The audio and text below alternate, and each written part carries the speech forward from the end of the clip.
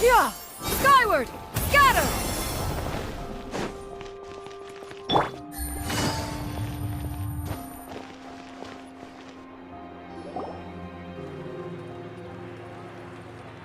This shop looks popular today. Wonder what the occasion is.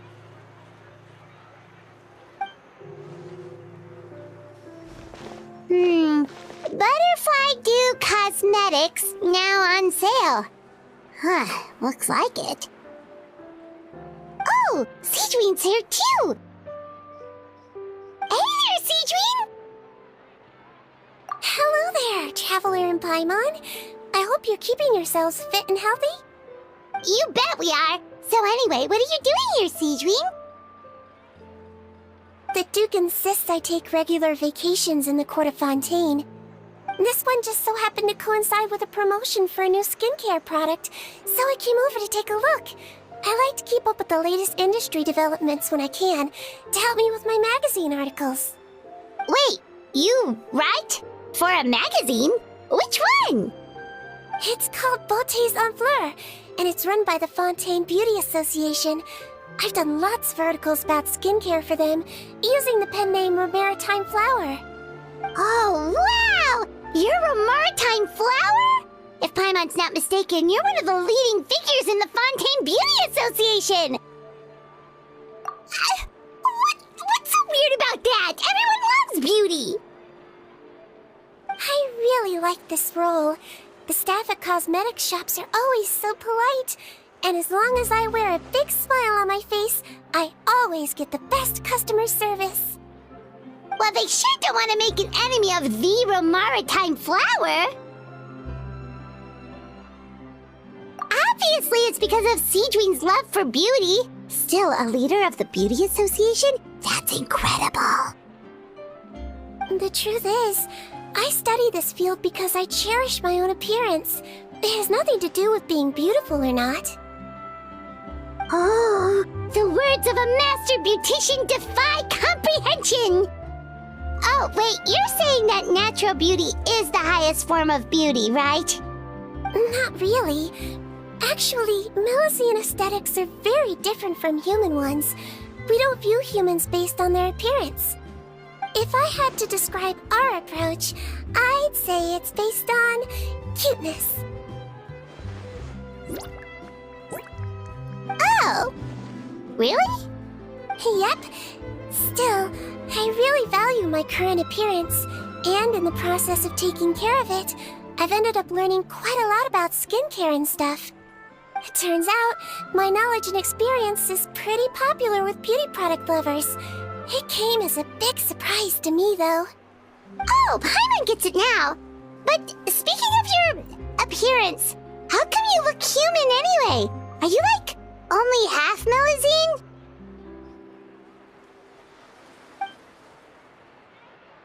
Ooh, wait, sorry. That was probably really offensive, wasn't it? No, I don't mind. I'm not mixed, though. I made a decision to turn myself into this form a very long time ago. If you're interested, I could tell you the story. A shape-shifting story? Oh, heck yeah, of course we're interested!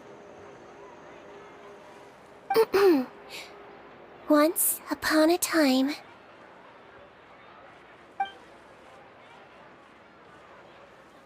Long ago, humans rejected Melusines, and Melusines feared humans. There was one Melusine who became fascinated with human medicine, but no human wanted her help. And there was one girl who liked Melusines, so no humans would make friends with her. So, the Melusine became the girl's friend, and the girl became the Melusine's patient. Your checkup's all done. You're still in perfect health. Thank you, Dr. Melusine. In this game of doctor and patient, a friendship was born. Then, one day, the girl fell ill, The Melusine was the only doctor to arrive on time, but the adults sent her away. Scram! Melusines can't be trusted! So just because I'm not human, I can't save my best friend? In desperation, the Melusine approached the frightening witch. She begged and begged until she got a reply. If you take this potion, concocted of sin, you will gain a human face and grow human limbs. But then, you will lose everything that attracted this friend of yours to you in the first place. Can you accept that? The Melusine did not hesitate for very long.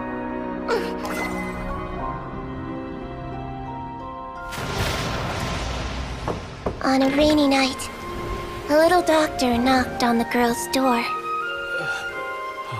The doctor wore a hood and raincoat, maybe to protect her from the rain, but maybe also to hide a secret. The little doctor held the girl's hand and treated her illness, just as she had so many times before.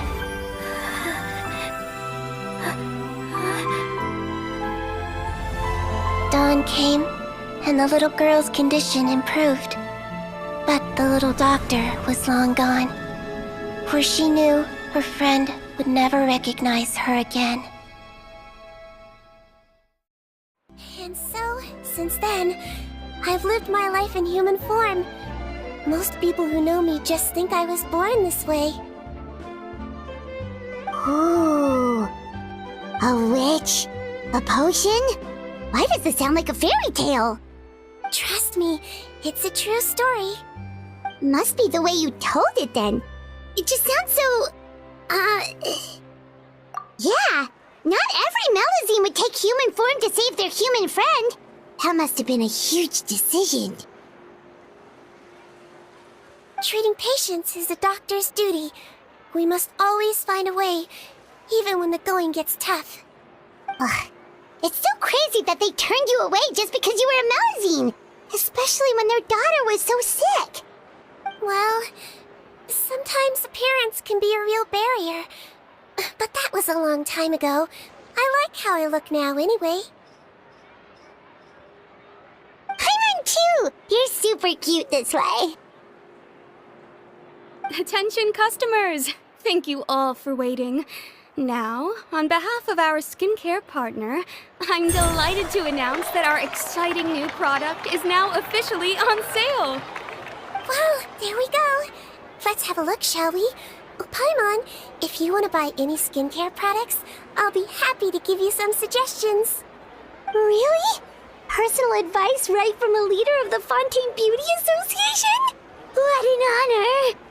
Allow me to introduce our newest skin lotion, Butterfly Dew. I'm sure many of you have already read about this product's trials in the newspapers.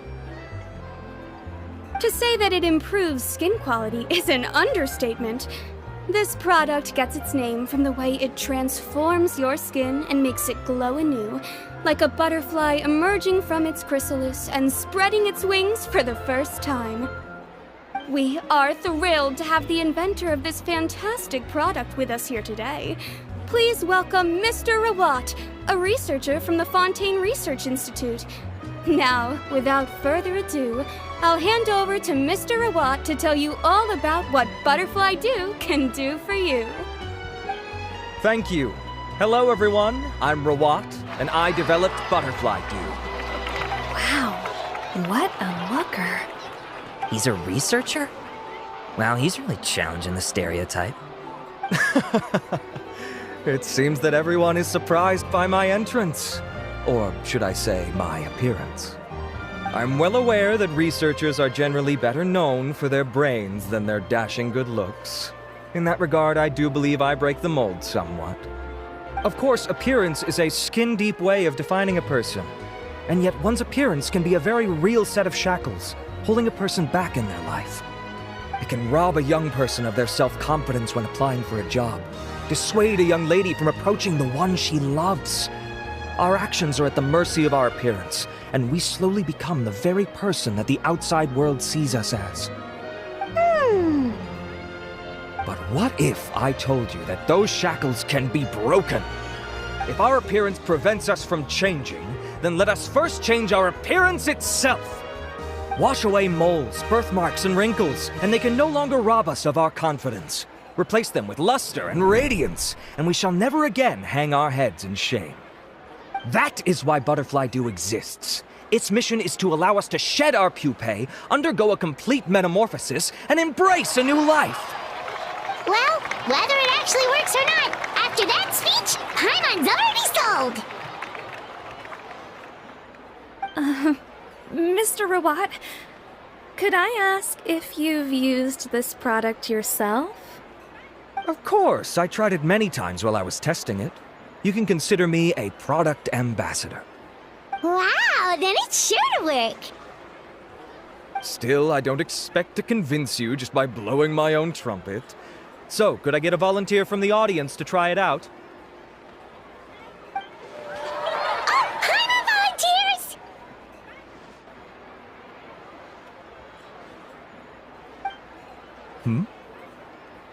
Oh! Ah, what an honor! It appears we have a giant of the Fontaine Beauty Association here with us. In that case, Miss Sigewinne, could we seek your most expert opinion on this product? Sure. Whoa, is that maritime flower? They say she's the pickiest user of skincare products in all of Fontaine. Here you go.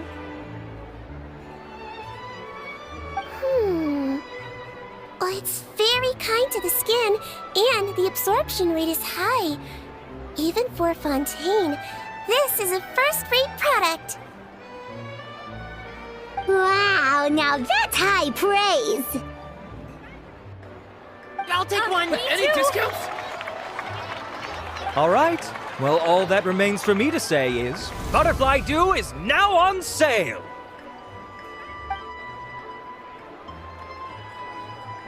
Think we should buy a bottle too? Huh, of course you bring up Mora!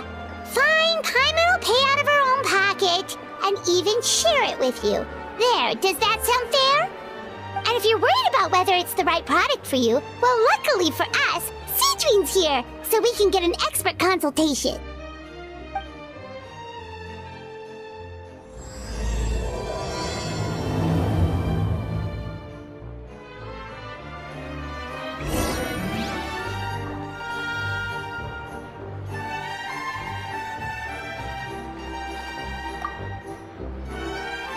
It's an honor to receive such high praise from you. To be honest, I was also hoping you might be able to point out some flaws in the product so I can keep improving it. With most skincare products, the pros and cons only become apparent with long-term use. Yet, this one has instant benefits, improving skin quality without any obvious side effects. It's one of a kind. Don't worry though, I plan to keep using it, and I'll publish regular reviews in Beautés en Fleur. You can read my thoughts there. All you need to do is subscribe. Oh, I was hoping for a more casual conversation, but you are a beauty association leader after all. I understand if you want to keep this professional. Sigewinne? Oh, excuse us, Miss Beauty Expert. But do you think this product is a good choice for me and him? Wait, are you the renowned traveler? That's right, and by his side, the equally famous Paimon. Well, I don't normally handle customer questions personally, but since it's the traveler asking, allow me to make an exception. Butterfly Dew is made for all skin types, so no matter who you are, you can rest assured that it will be kind to your skin. If anything, it might be marginally more effective on Fontainian skin, but other than that, it works the same on everyone. Why would it work better on Fontainians? In the interests of protecting my trade secrets, I'm afraid I can't answer that, Miss Paimon. All right then. How about a friend discount? Save yourself the trouble. I'd be greatly honored to have both of you use my product. Here, take 2 bottles for free. Yay! Paimon's private fun survives! I can see why you might think that, but please don't misunderstand. This gift is simply a token of my esteem. There's no business motivation behind it. To me, finding new customers for Butterfly Dew is about meeting kindred spirits, fellow admirers of physical beauty. I consider it a labor of love. Admirers of physical beauty? Eesh, that's embarrassing to say out loud. It sounds so shallow. It's nothing to be ashamed of, Miss Paimon. Most people claim to desire inner virtue, but it's still physical appearance that turns their heads. This is a fact of life. It's only natural for people to desire to become beautiful. And that's exactly what inspired me to choose this research direction in the first place. You're right. Everyone loves beauty, don't they? Look at the time. My apologies, but I have other things to attend to. I'll leave you with these 2 bottles of Butterfly Dew, and I look forward to seeing you again. Paimon, I'd say there's no need for you and the Traveler to use this product for now. Why? Is there a problem with it? The quality is fine. I just think there's room for improvement. I think I could add some ingredients to the mix to make it more effective. Really? Then why didn't you tell Rawat about that? Researchers are a very special breed of human. You can point out their flaws to their face and they won't mind very much. But if you tell them that someone else could do a better job, ooh, now that'll make them really upset. If I'd mentioned it, he probably wouldn't have given you those 2 bottles for free. Fair enough, that makes sense. If you're interested in the more effective version, I can write up a list of ingredients for you. Just come get me once you've gathered them. When you say more effective, you mean it'll make Paimon even prettier? Ooh, how can we say no? As for me, it's probably time I got back to the Fortress of Meropide.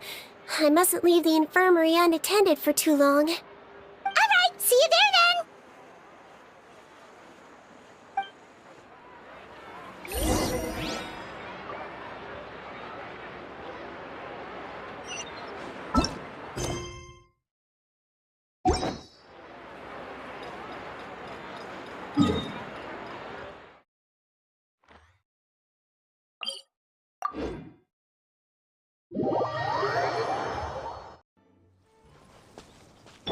Yeah, skyward! Just up ahead, Traveler! The ingredients for Sigewinne should be nearby!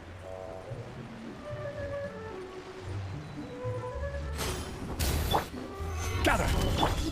Transfixed!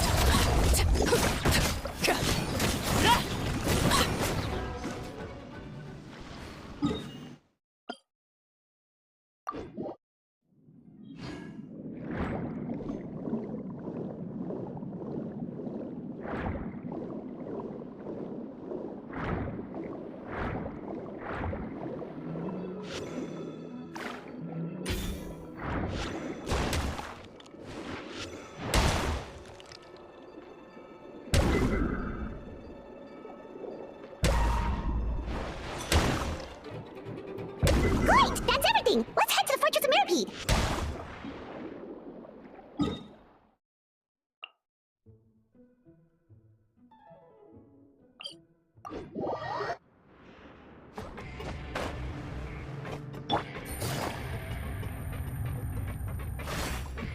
Yeah, scatter!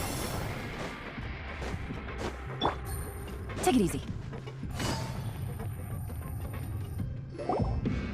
Whoa, the infirmary is packed! Please, you have to believe me. I saw it with my own eyes last night. Another me! He looked exactly like me. Got it? Okay. I've written down everything you told me. Now, I have a few tests to run. Take a deep breath, and don't worry, it's nothing to be nervous about. First, which finger am I holding up?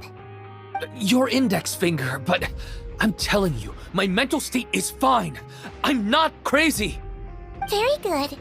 Now, on to the next. Hey there! Your Grace, it's been a while, huh? Ah, it's you two. Indeed it has. I would offer you some tea, but I'm afraid the timing is unfortunate. Duty calls. No worries. Actually, we were looking for Sigewinne. Do you, know what all of this is about? This inmate came running to the guards in a panic, claiming to have seen his exact doppelganger. A doppelganger? Doesn't that just mean someone else kinda looks like him? And that's what I thought when the report first reached my desk. But we've inspected our records. No one even vaguely resembles him. Considering how certain he is of what he saw, I can only surmise that he's having some mental issues. So I brought him for a medical evaluation. All right, very good. Take a sip of water and rest for a bit. Evaluation complete. I couldn't find any symptoms pointing to a physical condition. I see. So do you still believe there's more likely to be an issue with his mind than his body? I have to assume so for now. Psychological issues are more difficult to detect. At this stage, we can at least confirm that he is in command of his cognitive faculties. The rumor mill will go crazy if word of this gets out. Guards, take him to the ward for a period of observation. The Marechaussee Phantom has requested my cooperation on a case, otherwise I'd deal with this myself. Sorry for the trouble, head nurse, but I'll have to leave this to you. No problem, Your Grace. I'll add him to my observation list. By the way, we have a couple of guests here who have made the trip just to see you. I imagine it must be important. You probably won't need to add them to your observation list, though. Oh, Traveler, Paimon, it's you. Hey there, Sigewinne! It's actually not that important, but... I'll be in my office if you desperately need me. Goodbye for now. Okay, bye-bye! So, Sigewinne... Would you mind waiting for just a moment? I have another patient to see. Just find an empty bed and take a seat.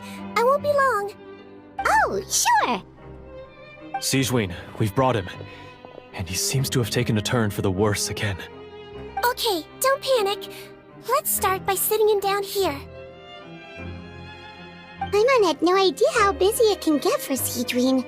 Maybe now's not the time to ask for her help with skincare. Good point. Besides, it might actually be interesting to observe her at work. Well, this could hurt, so I suggest you take a deep breath first. Did his face melt? What happened to him? It's anyone's guess. His face melted off shortly after arriving at the fortress. But since he's a serious offender, he can't be allowed out for medical treatment. Best we can do for now is ask the head nurse to give him something to manage the symptoms. Oh, this is gonna be awkward. We still need to bring him to the Marechaussee Phantom for questioning. What if he scares them half to death? Will that be our fault?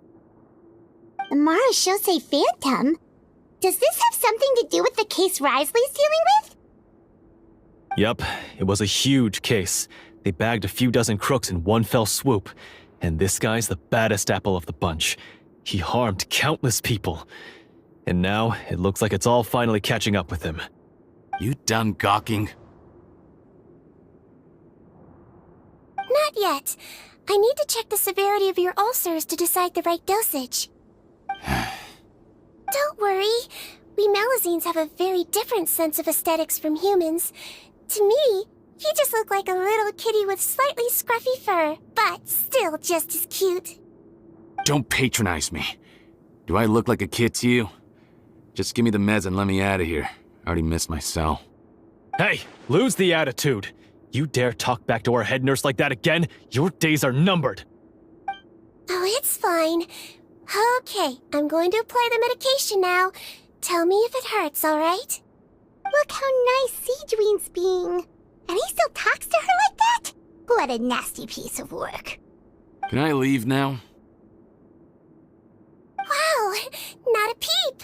What a brave little guy. Thank you, Sigewinne. And I apologize for the trouble. So, Traveler, Paimon, did you bring the ingredients? We did, but we don't want to interfere or anything. You're busy saving lives here. Oh, don't be silly. silly. I agreed to it, didn't I? Just hand me the ingredients, and I'll make some time to whip it into the improved version for you. Take a rest here if you want. Or, if you're not tired, I hear they're holding a new pancreation tournament in the administration area. Or alternatively, is there anything we could help you with, Sigewinne? That's right! Let us help you out! It's the least we could do! Good point. Kind-hearted humans start to develop guilt if they accept free help from others. Don't worry. I'll take a look at my schedule. I'm sure I can find something to treat this condition. I gotta warn you, though, it'll be tiring work. So I suggest you take a break first, then come back and see me when you're ready.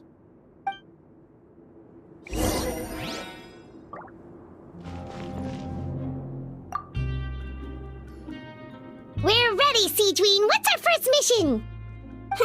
I found the perfect job for the traveler. First, I'd like you to lie down in this bed.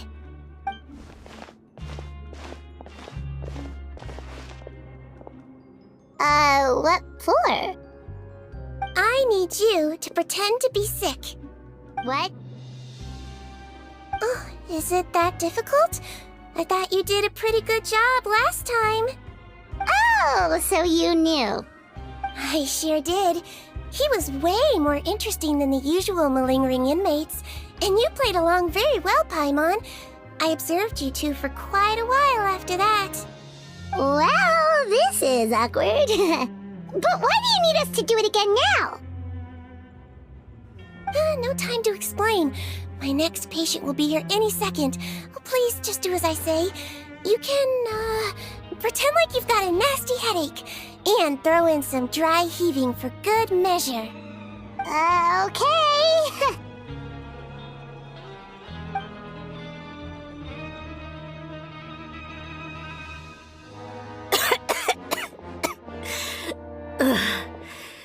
Hey, Doc, it's me. I'm only here because my mom won't stop pestering me about it. Well, your mother has enough on her plate with a busy job. Well, the last thing she needs is to worry about you being sick as well. I know! I shouldn't treat the place like a playground. Shouldn't go swimming in the lower levels where we join up with the sea, because it'll give me a cold and distract her from her work. I thought I'd be able to have some fun here at the fortress for a few days, but it's always, don't do this and don't do that. All right, sit yourself down and I'll take your temperature. Your fever still hasn't gone down. Well, here's your medicine. 1 cup for starters, and we'll see if it helps. But Doc, it's so bitter. Do I really have to drink it? I mean, I'll be fine, right? I've got an uncle who caught a cold. His fever went away on its own after a couple days. Can't you just write me a note saying I'm on the mend? I just need something to keep my mom off my case. I sure can. You're a very brave boy after all. Huh? Brave? What makes you say that? Well, if you want to rely on your own immune system to clear up your fever, then you'll have to tough it out like this guy.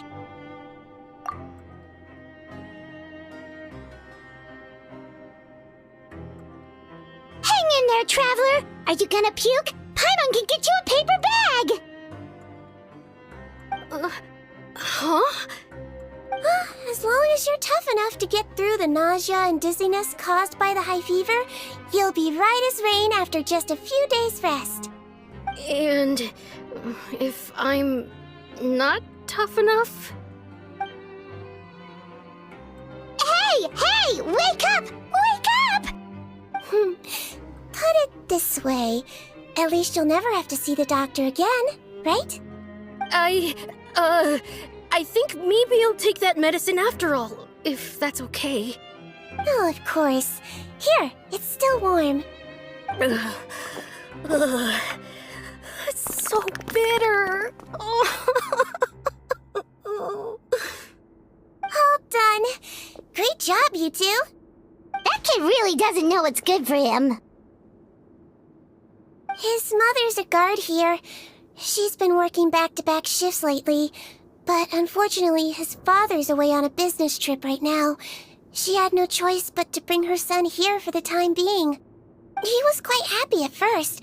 He seemed to think that the Fortress of Meropide would be all fun and games. So you made us put on that act just to scare a kid into taking his medicine? That's a pretty sneaky trick. Seems like there's a whole side to Sigewinne we never knew about. It's a technique I learned from my teacher. Oh, you had a teacher? Was she a Melusine doctor too? She was human. She passed away a long time ago. Oh, sorry. No, it's fine. I really liked my teacher, so it's always nice when I get to talk about her with other people. She was a traveling doctor, and since she didn't have a clinic, she'd go out and visit her patients wherever they were. Dealing with the badly behaved ones was her specialty. She used to say, if you can scare the little brats into taking their medicine, you won't have to hear them wailing and screeching when their condition gets worse.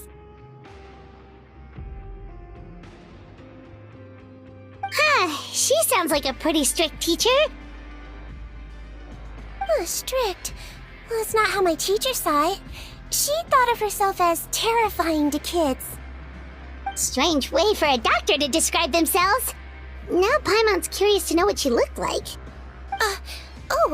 As it happens, I actually have a picture of her. Oh, wow, yeah, okay, that'll terrify the kids. Yep. All the children she treated thought she was a witch. Why does it almost sound like you're envious of her? Oh, because I am. If she was here, all the children would take their medicine without any need for tricks. A doctor who looks like a witch. True, they wouldn't dare try anything funny with her around. Oh, me, on the other hand, it's hopeless. Children aren't afraid of me at all. That's actually a good thing, you know?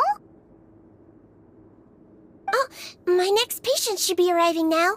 Would you mind lending me a hand again? Sure thing! On to the next mission!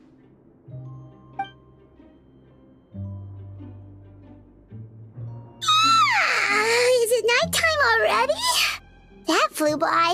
You really have a busy job, Sigewinne.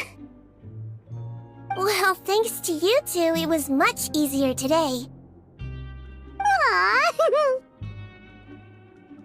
Should we get some rest? It's getting pretty late. Oh, there is one last thing. I have to keep it confidential, so I usually leave it till after everyone's clocked out. Confidential? Are you sure you can tell us? Well, it's fine. You're not living here anymore, so it's okay if you know. All it is I have to prepare some ingredients to make healthy meals with. Wait, you mean those healthy meals? My patients refuse to eat any healthy meals I prepare in front of them, so I have to prep the ingredients in secret, then let the chef at the Kumpulkan cafeteria handle the rest. Considering even the chef's version makes people uneasy, it really makes you wonder what's in it. You want to find out? I can teach you how to make it. That way, if you ever suffer from exhaustion on your future travels, you can prepare a healthy meal for yourself. It's really good for you, you know. Sure? Guess we can help out one more time.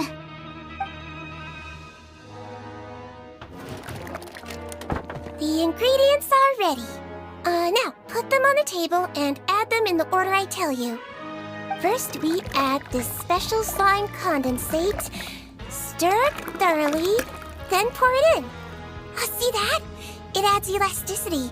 It looks just like tasty jelly, doesn't it? Yeah, it really does! Until you remember it's slime condensate. Next up, xenochromatic crystals. You want to crush them up into a fine powder, like powdered sugar. Wait, are those from Phantom or Aberrants? Are you sure they're edible?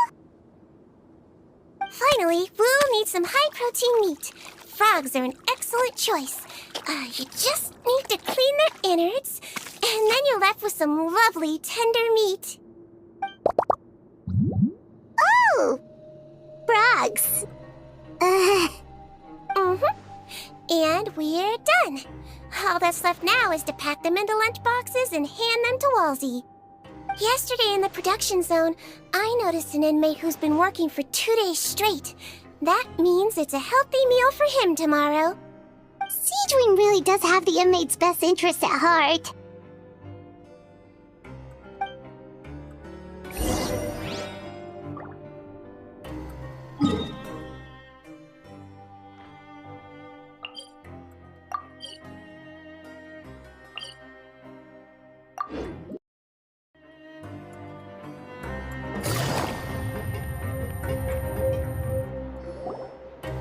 Ah, head nurse. Just the one today.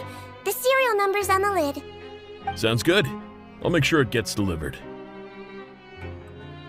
Sounds like they're talking in code. Thanks for your help. Oh, it's no trouble at all. I only wish I could do more. You work so hard for all our sakes. I'd happily lose a little sleep if it meant helping you out. That won't do. If you reduce your sleeping hours any further, your health will start to suffer. All right. Nurse's orders. I'll do as I'm told. But you take care of yourself too.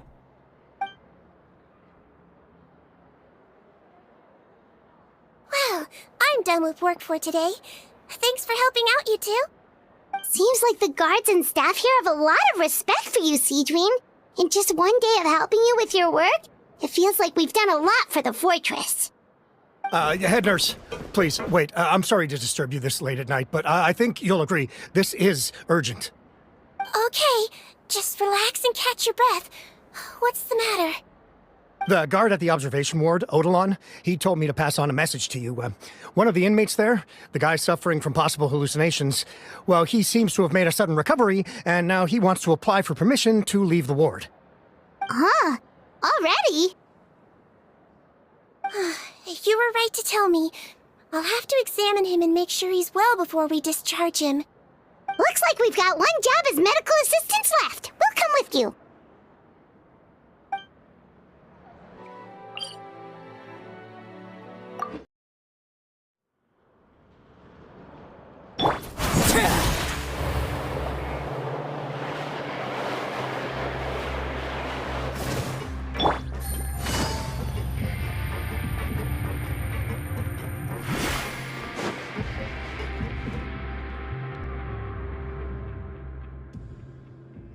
Ah, head nurse, you're finally here.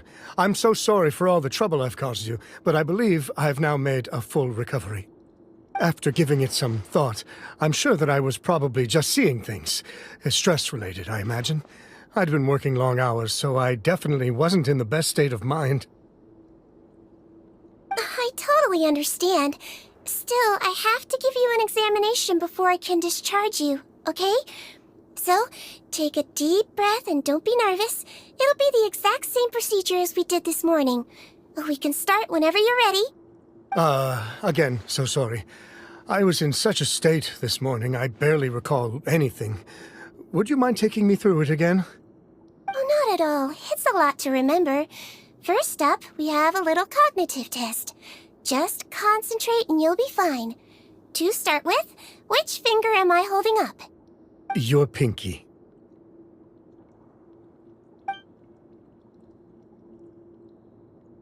All right. All indicators seem normal. So it was a stress-induced hallucination after all? Well, we've certainly had previous cases of mental illness caused by overwork, which is why I carefully observe everyone in the production zone. I wonder how I managed to miss the signs this time. Please, head nurse, you shouldn't blame yourself. I'm just still adapting, that's all. Pushed myself too hard, and I guess I couldn't take it. Thanks for looking after me. I'll be as good as new after a good night's sleep. And if you can give me the okay, I know I'll sleep better back in my good old dorm.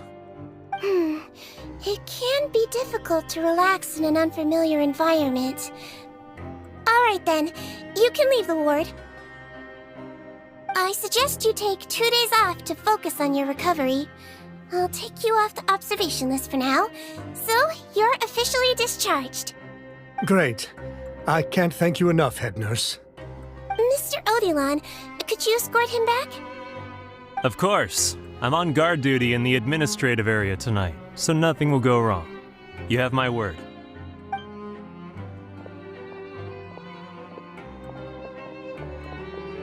Guess you're finally done for the day now, huh?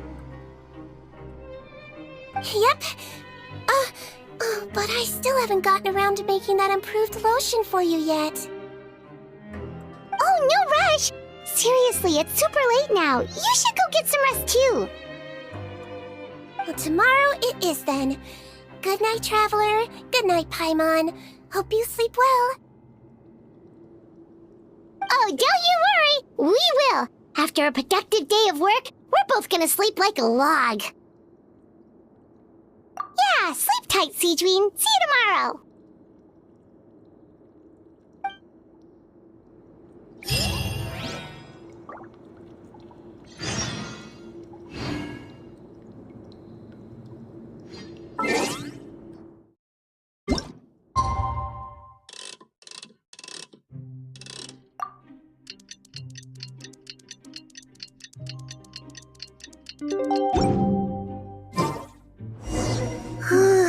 Paimon really did.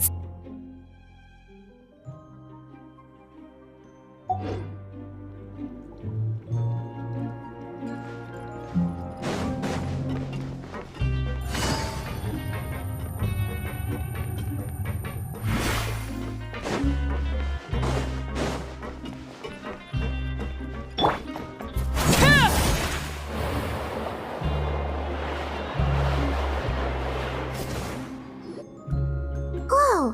How is the infirmary even busier than yesterday? Good morning, Traveler and Paimon. I have a few people here for a checkup, so you might need to wait for a while. No problem. Anything we can do to help? There's a bit of a complicated situation here. I'm still getting to the bottom of it myself. You have to believe me. I'm telling the truth. You're in a medical facility. Keep it down. Please, listen to me. I'm not Gascon. I'm Uy.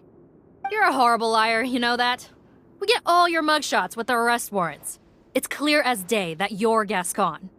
You mean because of the way I look? I don't know what happened. I just woke up like this. Then you guys dragged me in here for an interrogation. I brought you here to figure out what's going on. If you truly are the victim of an injustice, yelling isn't going to achieve anything. At most, it'll delay your vindication. All right. I get it. This is nuts. Yesterday's interrogations went fine, and now this. Morning, Your Grace. What's going on?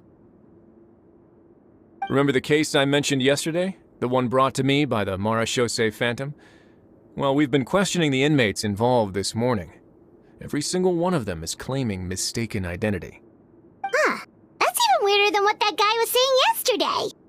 The thing is, none of them have been able to provide any evidence whatsoever to support their claims.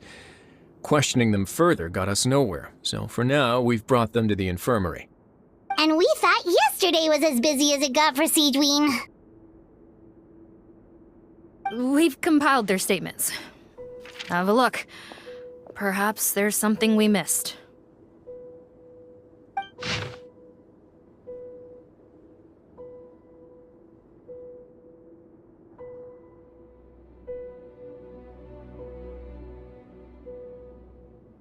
Wait. Release? Interesting. The inmates they spoke of in their statements appear to all be due for release today. I noticed that too. If that's their plan, they're underestimating us a little. Every serious offender claims that there's someone else who just so happens to be due for release today. And they're expecting us to go along with that. All the more reason to be cautious. Lumberzar, check the release list for today and make sure no one gets processed. We're gonna need an excuse, though. Just say we're out of forms, and that we're furiously printing more as we speak. I'm on it. It's conceivable that our group of serious offenders somehow found a way to switch places with inmates who are about to be released, so they can walk out right under our noses. We did consider that possibility. But I mean, just look at them. They match the warrants, period. How could there have been a switch? Only if they're dead ringers for the inmates due for release, I suppose. I gave you that name list yesterday to assist in your investigation. Did that help? Yes, the inmates' mugshots were attached to the list. The first thing I did was check for lookalikes, and I didn't find any. The only other thing that stands out to me is that their voices sound a little different today. But it's not exactly hard to put on a fake voice. Oh, really? What does our head nurse make of all of this? Give me a moment. I think I have a way to confirm whether there's been a switch. I know, it's not time to change your dressing yet, but please bear with me. Huh? Isn't that the guy from yesterday? This should be Honore. He has very severe facial ulcers, which require an operation in the hospital at the Court of Fontaine. I authorized him to leave the fortress for medical treatment under guarded escort. Yes, like I told you. I'm not Putton. I'm Honore. So there has been a swap. Well, I can see what happened in Potton's case, but how do you explain the other inmates? You're not telling me their souls switched bodies, are you?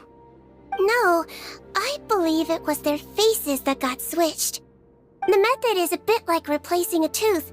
Take the bad tooth out, put a false one in. And actually, I think I can prove it to you.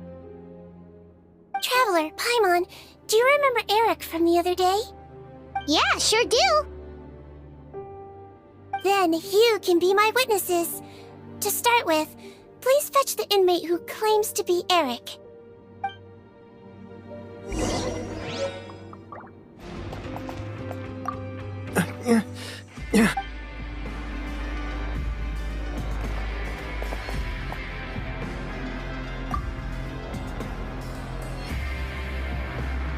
So, you're Eric? Yes, head nurse. It's me. You do believe me, right? I need to do another examination on you. Same procedure as yesterday. All right. It's the cognition test first, right? So I need to concentrate. Now, try to recall if you can.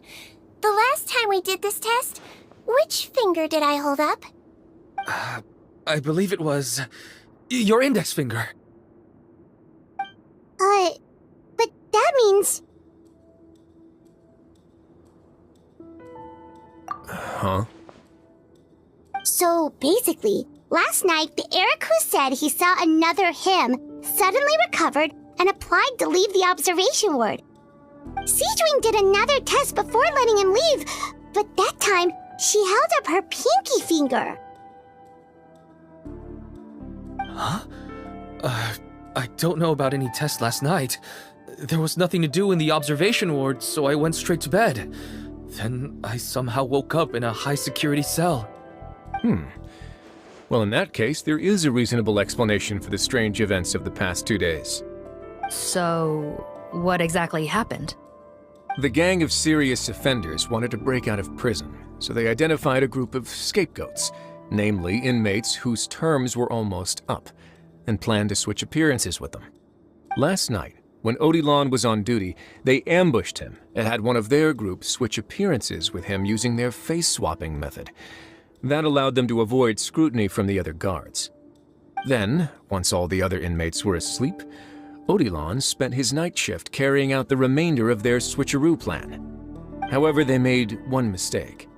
Henri changed his appearance to match Eric's earlier than he should have done, and ended up being spotted by the real Eric. Real Eric came to the guards for help, but we didn't know then what we know now. So we put it down to hallucination and sent him to the observation ward. However, since one of the gang members was posing as a guard, they simply changed real Eric's appearance and had their Eric take his place, muddying the waters even further. Right, because I'd put Eric on the observation list by then, and no inmates on that list can be processed for departure until I've discharged them. Hence why the imposters had to pull that little stunt to get fake Eric off the list. Yeah, it all makes sense now! The Duke cracked the case! Well, I can't fault the reasoning. But I'm afraid that we ruled out the possibility of face switching very early on in this process. Criminals altering their facial appearance to commit crimes is nothing new. In fact, one of the explicit duties of the Melusines in the Marechaussee Phantom is to identify criminals in disguise. We carefully examined all the suspects, and there is no evidence that any means of disguise were used in this case. Huh. Well then, how do we explain all this? So far, it seems more likely that the gang stole documentation belonging to the inmates due for release, and are using that to commit identity fraud. Actually, there is a potion that can completely change someone's appearance. If they use that, even a Melusine wouldn't be able to detect it. A shape-shifting potion? Forgive me, head nurse, but this is the first time I'm hearing about it. If such a potion truly existed, it would jeopardize our entire investigative process at the Marechaussee Phantom. Are you certain of this? Yes, I am. But... Please, trust me in my professional opinion as an experienced clinician. At the same time, without any solid evidence, it's pure speculation. If we can round up all the inmates suspected of switching places, then have a little talk with both sides, we might just get our answer. Yep, let's do that. Okay. Well, it was our negligence that meant we had to come and conduct these post-internment interrogations. And I know it's put you out. We'll do it your way. Your Grace, bad news. I paused the releases like you asked, but we were too late. A bunch of people already got processed 2 hours ago. I checked the list, and sure enough, it's all the people who gave statements. 2 hours ago? That's before today's interrogations began. They had this all planned out. So there really was a switch after all. They really pulled the wool over our eyes on this one. We should be able to catch up with them if we leave now, right? Not if that potion is real. They can just switch faces again after leaving the fortress. And if the Marechaussee's Melusines can't even spot them, we wouldn't know where to start searching. Yikes! So we're at a complete dead end!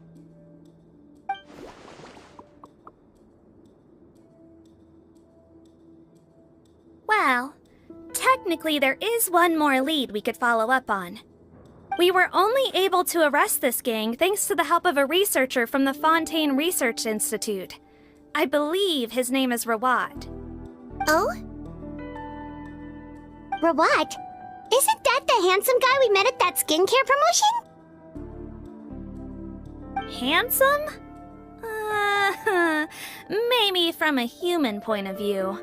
I just remember that he specialized in potions. One of the crimes this gang is charged with is the manufacture and sale of illicit drugs. According to Mr. Rawat, they appear to have stolen technology he developed through his research and used it in their operation. At first, he thought it was a typical case of intellectual property infringement, and he tried to negotiate with them. But once he discovered their criminal operation, he reported them to the authorities. Thanks to his report, we were able to swoop in and arrest them all in one go. What a hero! Bet that took courage on his part. No doubt. This is worth following up on. As the one who snitched on them, it's highly likely that Rawat will be targeted by the escapees. That aside, since he's negotiated with them in person before, there's a chance he'll have some additional information for us. Understood, Your Grace. My team and I will head to the Fontaine Research Institute right away. In the meantime, Please keep an eye on the face switch victims for us. Of course. Miss Morgan, I'd like to come along and help you catch these criminals. Huh? Why's that? Well, I'm the one who discharged the fake Eric last night, so I feel partly responsible. Don't say that, head nurse. Your focus was on the inmates' health, and rightly so. We can't ask you to help with arresting criminals. That's our duty. I also have a more personal reason. Cotton is a patient of mine, and if I don't get a new batch of medicine to him in time, his condition will get much worse. Look, head nurse, I completely understand where you're coming from. But arresting criminals is dangerous business. And if anything happened to you, none of us can afford to take on that responsibility. Don't worry, I can defend myself just fine. You say that, but still. If I may, Miss Morgan, Sigewinne is the one who raised the potion hypothesis, and I'm sure she has far more expertise on the topic than your team. My suggestion would be to bring her with you. And if you really are worried for her safety, then...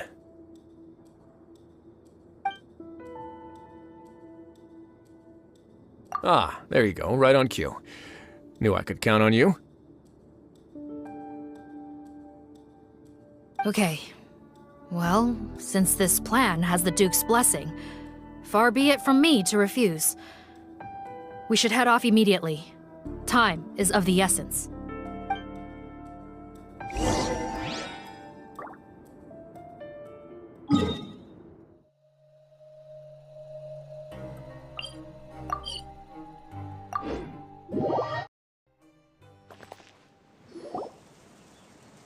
Greetings. Sorry to impose, but I'm afraid we're here on urgent business, and we're gonna need you to cooperate. The Marechaussee Phantom. Let me guess, you're investigating some more illegal research? Not this time, no. We're looking for a researcher. Do you know where we might find Mr. Rawat? Rawat. Oh yeah, Mr. Handsome, right? He actually doesn't work on site here very often. There's a handful of researchers in the nearby area who know him pretty well, though. You can see what they know. Just a handful? Paimon figured he'd be the most popular guy around. Well, I guess you could say he's popular, at least on a superficial level. He's blessed with good looks, so he tends to make a good first impression on people.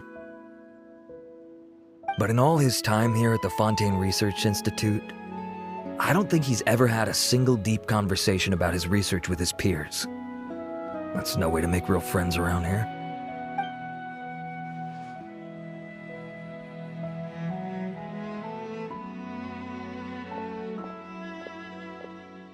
That's so weird. He definitely didn't come across like a recluse at that product promotion. I don't find that weird at all. He definitely didn't strike me as the kind of guy who's good at making friends. Really? Paimon couldn't tell. Must be a Melusine perception thing. Okay, we should talk with his acquaintances. But we also need to check the Research Institute for any clues. Let's split up. It'll save us some time. Sure thing. We'll go ask around among the other researchers with Sigewinne. Paimon's suddenly kind of curious to know what everyone really thinks of him.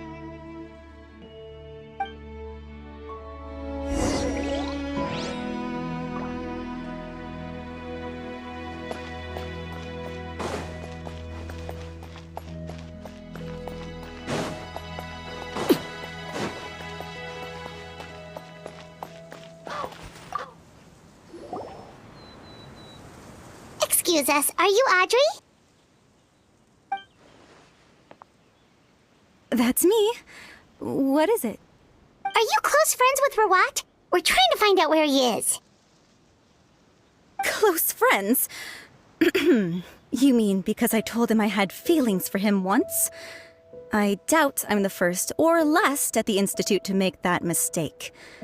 Why would you single me out as a close friend? I should have known, really. Men like him, they just enjoy being surrounded by fawning women. They're not interested in a serious relationship. Okay. We were just kind of wondering if you might know where we can find him. Why would I know where he's at? I barely know him, and he probably doesn't even remember me. Ugh, this is getting annoying. Shall we go ask someone else?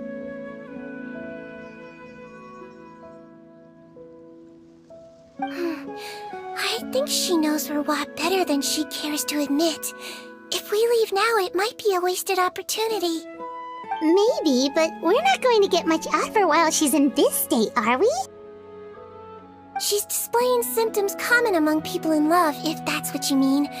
But I know a cure. It's curable? Oh, we're still no closer to finding Mr. Rawat. Oh, by this point, he could be in grave danger. Danger? Wait, why are you looking for him again? Oh, that's right, yeah! The Marechaussee Phantom said that he's been targeted by some pretty bad people. We need to make sure he's safe. What? How has this happened? He seemed fine when I last saw him, and that was only a couple of days ago. Just happened to run into him, of course. Oh, I see. Well, do you have any thoughts on where he might be right now? Okay, but this is purely out of concern for his safety. If he's not at the Institute, he might be at his mother's place. I heard she raised him alone, that they had it pretty tough financially, and these days she's housebound due to illness. He makes regular trips back home to check on her. Oh, okay. Do you know the address? Nope, sorry. I only found out the thing about his mother because it came up in conversation once. I was just trying to find out more about him, so I could get to know him better. When I told him I had a crush on him, I offered to help him take care of his mother. And yeah, maybe that was a stupid idea, but did he really have to yell at me for it? It's like, fine, I can take no for an answer, but what's with the temper tantrum? Unbelievable. These guys only want to show you their charming, well-groomed exterior. They can't stand it when a few home truths shine through.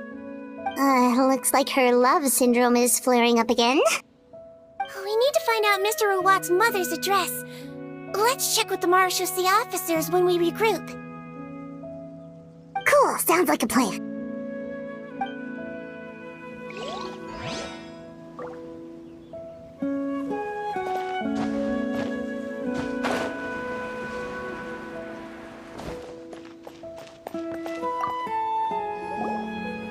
Hey there, are you in Teep?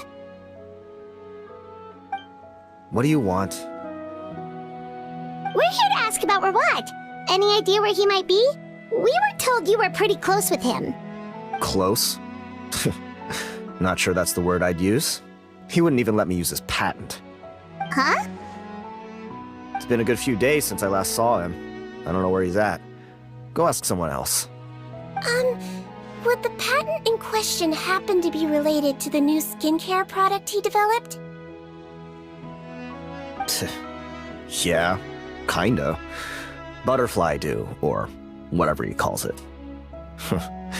I heard he made a tidy sum off of that one. Okay, now we're getting somewhere. Keep going. Most of the other researchers here focus on mechanics, energy, stuff like that. I get why he wouldn't be interested in having anything to do with them. But I'm studying coatings. There's a huge overlap in our areas of research. Why would he refuse to work with me? I bought his product once and noticed it contains a unique substance that might have applications in coatings too. If it worked out, I could probably make as much as he's making. Don't get me wrong, I had no intention of plagiarizing his work. I was hoping to get official permission to use his findings in my own research. Followed the proper procedure. It was all above board. I would have had to pay him a license fee and everything. But despite that, he turned me down not once, not twice, but 3 times. It's like he's vehemently opposed to the idea of anyone else making the kind of money he does. Huh, so is Rawat antisocial, or is this guy just jealous? Well, it doesn't look like we're gonna get any info about Rawat's whereabouts from him. Let's go! Wait, 1 second. Mr. Antibes, Next time you go shopping, you should buy some Buell fruits. Peel the skin, steep in water, then drink. It'll help calm your mood. Huh? Yeah. Thanks.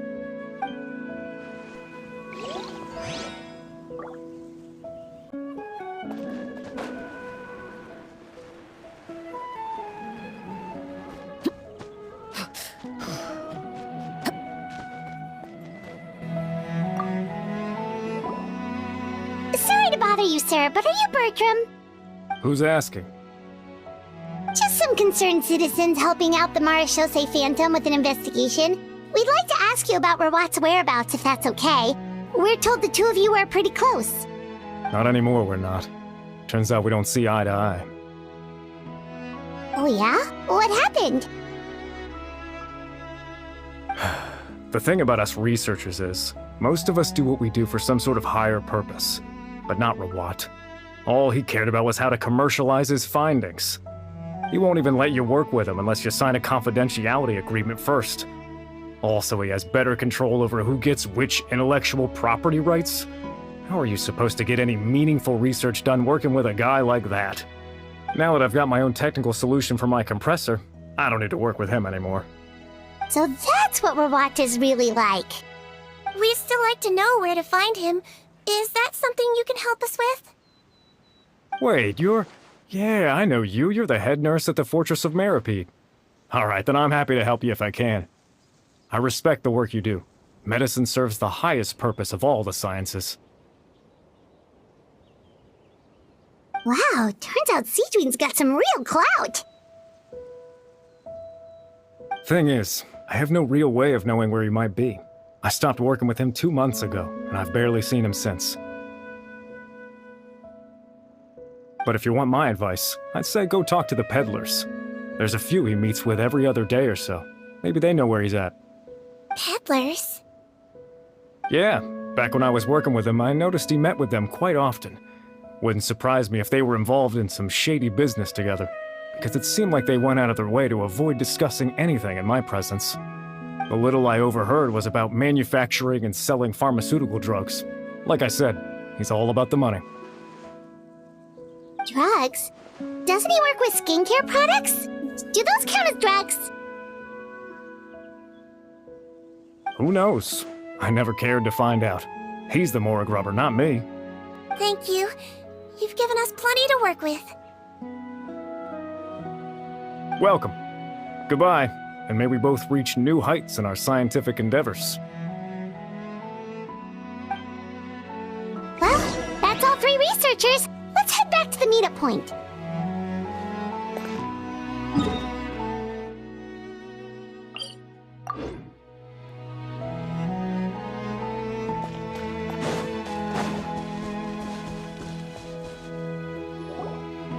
You know, Heimat started out thinking Rawat was a handsome researcher with a friendly and cheerful personality. It's such a surprise to learn that his peers have a different impression of him. So what's your view of him now, Paimon?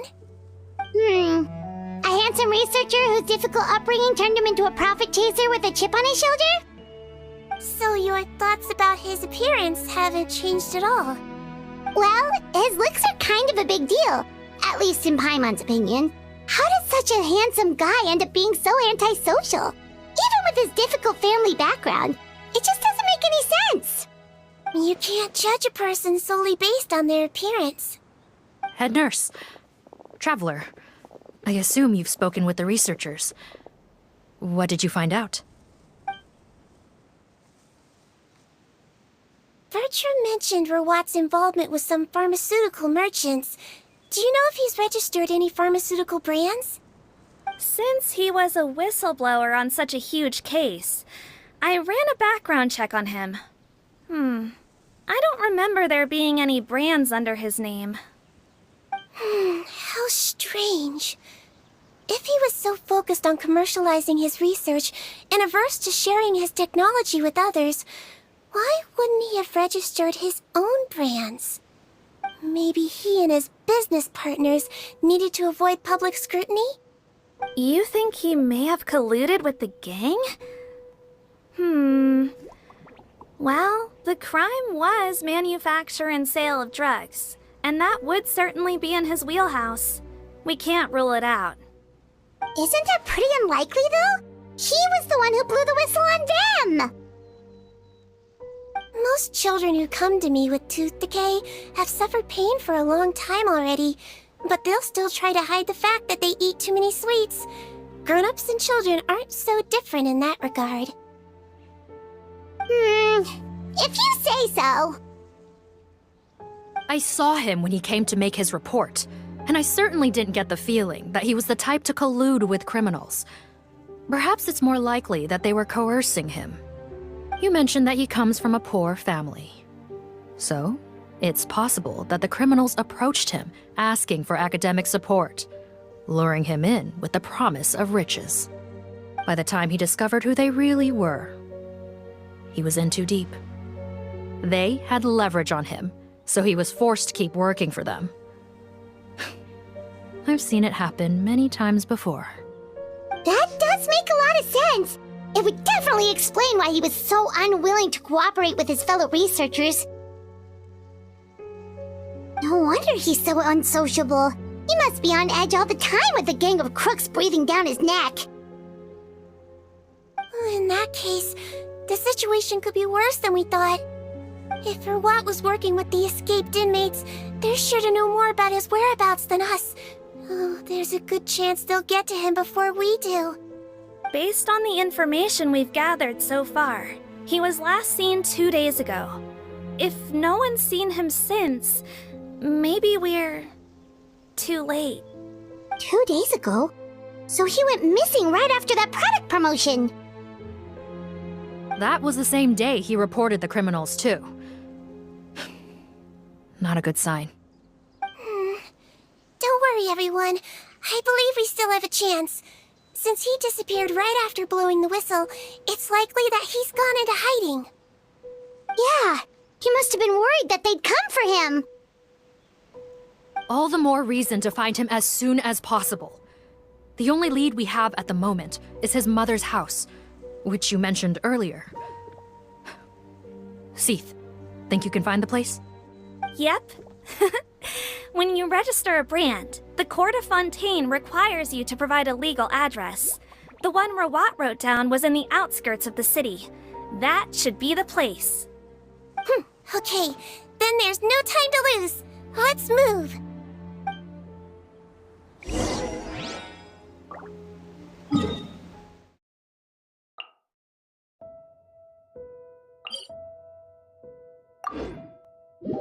Staring into my eyes is ill-advised. I can't promise you'll like what you see.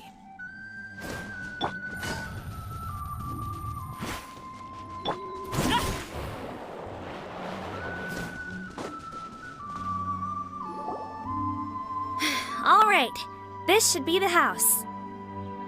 I'm pretty sure this was the address. Okay, I'll knock.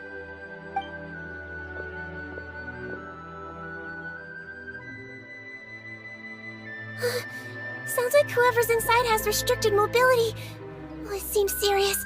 Oh, what's the fastest way to get this door open? Break the door down? No, I'll handle it. Let the expert deal with it. There'll be a mountain of paperwork if we damage a citizen's property.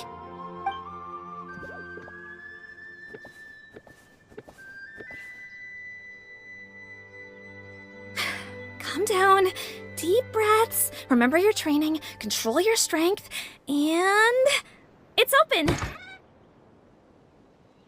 Seath, take a few people and lie in wait.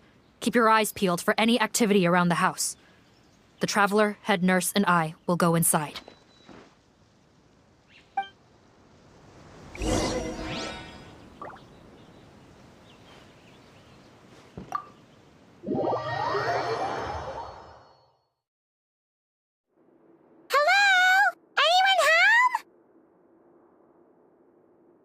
Oh, there. On the bed, there's an old lady. That's gotta be Rawat's mother, right? She doesn't look like she's in any state to be answering our questions, though.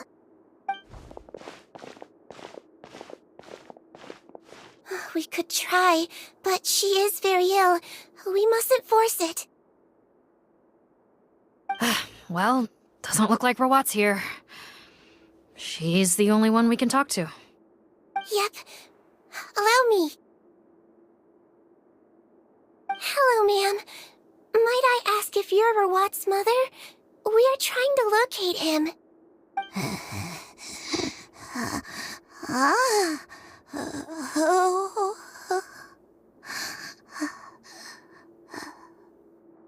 Hard of hearing, perhaps. Does anyone have a picture of Rawat? I have one here. I'd like to show you a photo, ma'am. Is this your son? Do you know where he is?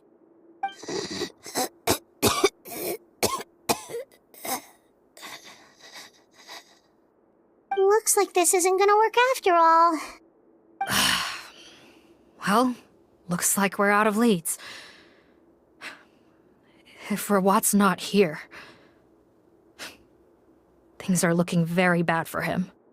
Is it possible he could have avoided returning here because he knew he'd be in danger? Maybe. But if so, where do we look next? Maybe we should take another look at the Institute.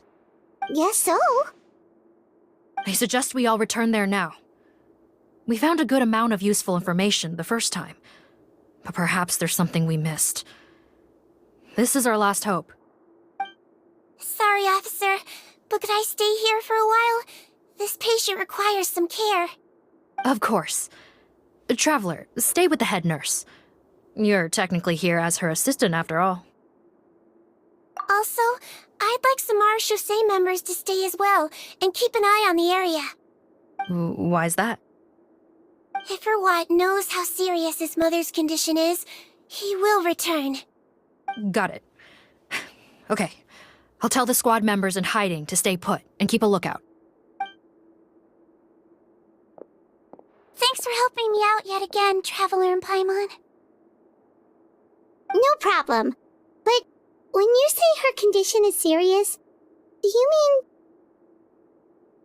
Yes. She's barely clinging on to life.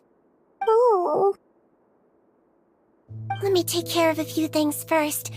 Could you pass me the towel over there? Yeah, of course.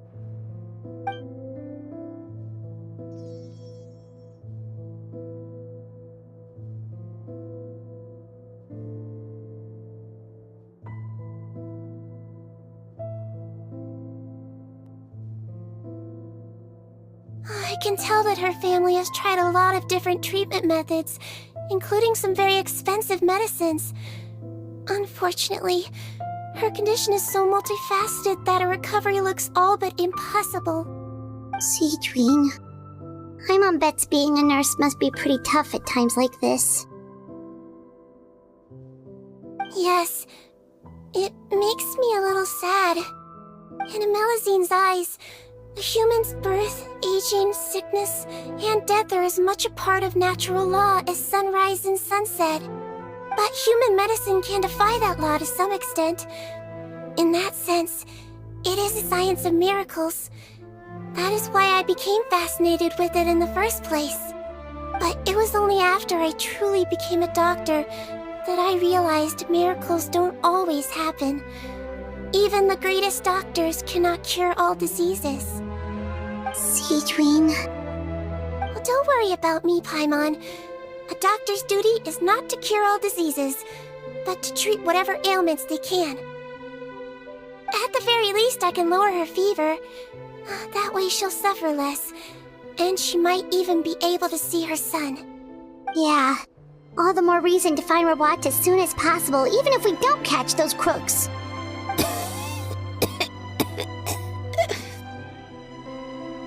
Oh, her fever is getting worse. Could I get some hot water? Sure, we're on the case.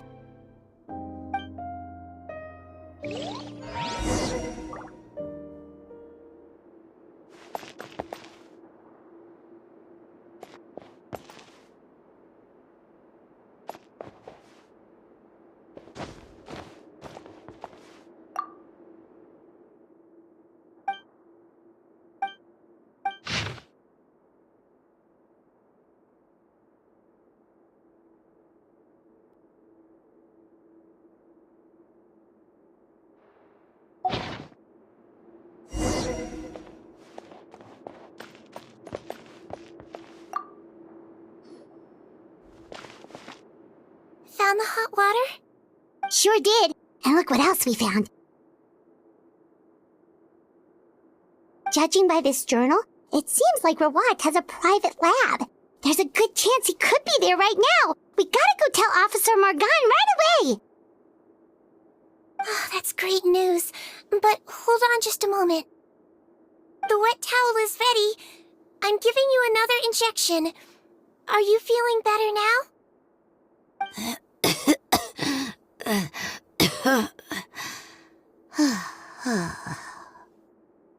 It's all right. We'll go bring him back. Please hang in there. Thank you.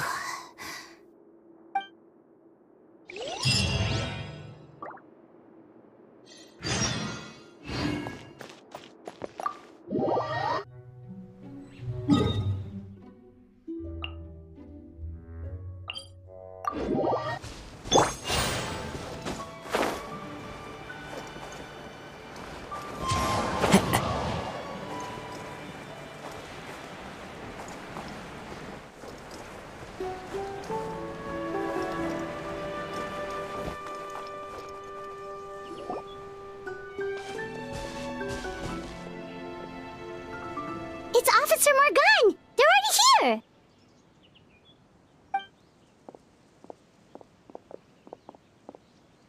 We came as soon as we heard the news. I can't believe we were so careless.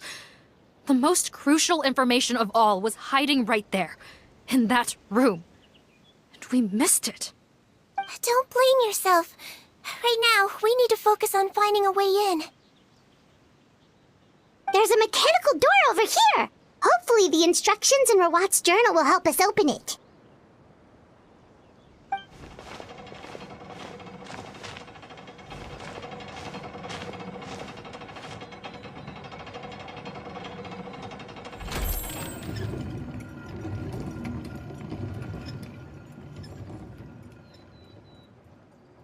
It's open.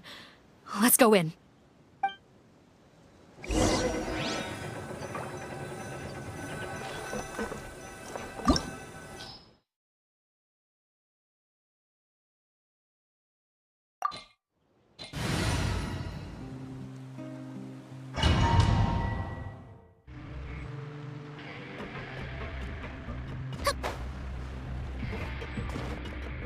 How did they get in here? Captain, up ahead! Those look like our fugitives! So they found this place too? Don't let any of them escape!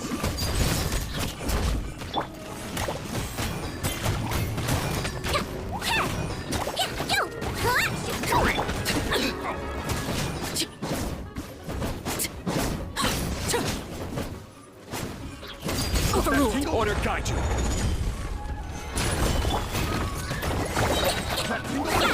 I swear, it's for medical research! The wrong test subject picked. The wrong test subject.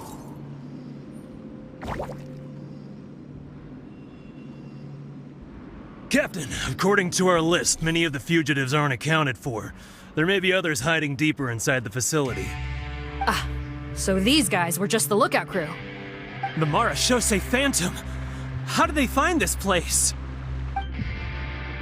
Wait, it's that guard from the fortress! That's right, I'm on your side. The Duke sent me. What's the matter? Some sort of mix-up? Mr. Odilon, didn't I tell you a few days ago that you need to stop all field work until you've recovered? Well, you know, gotta help His Grace out, share the load. Officer Morgan, this man is an imposter. The real Mr. Odilon has no recent health issues. What? But Looks like the head nurse was right about the face-swapping method. Arrest them all! DuPont, stay here and keep guard. And watch the exit. If we're not back soon, call for reinforcements. Got it.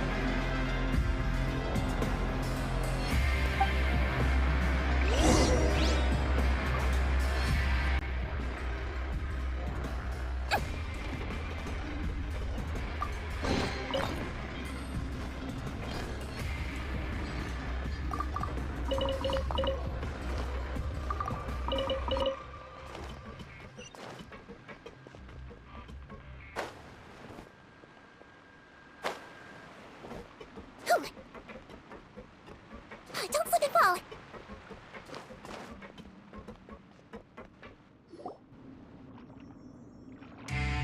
So many jars. Was this some sort of production facility? This scent, it's probably the ingredients used to make butterfly dew.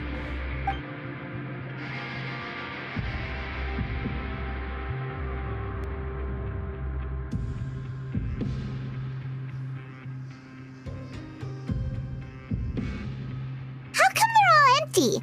Did it sell so well that he ran out of supplies? How strange. Why would Rawat choose to manufacture a popular product like that in such a difficult-to-reach location? Given our suspicion that he may have been coerced into the illegal drug trade, I would have thought that any production facility we find here would be used for illicit purposes. Perhaps butterfly dew is itself an illegal drug. Do you have any evidence for that claim? No, just a guess. We need to find Rawat as soon as possible. He has all the answers we need. Understood. Well, let's not linger here. Let's go. Come on.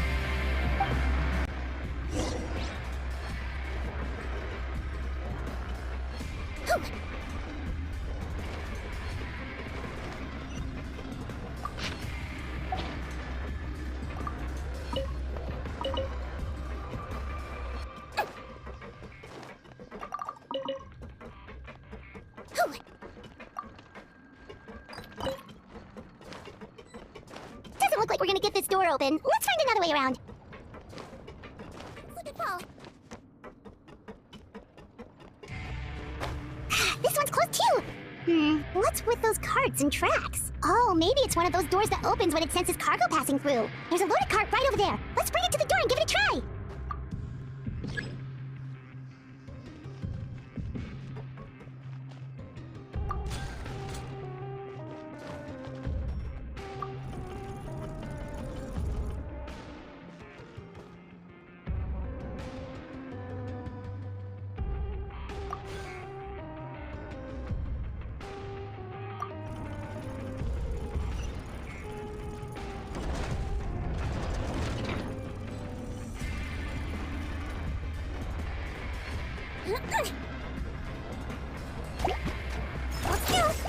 Game's up. This one's over.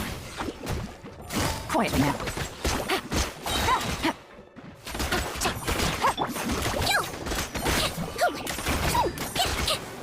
Let's see.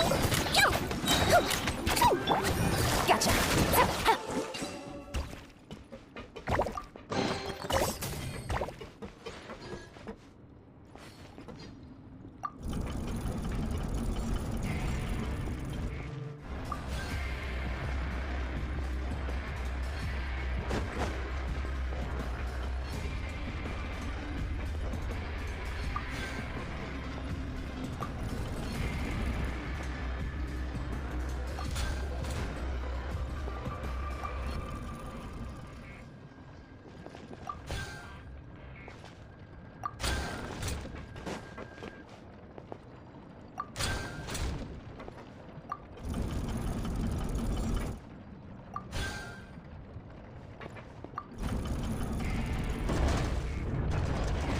Take it easy.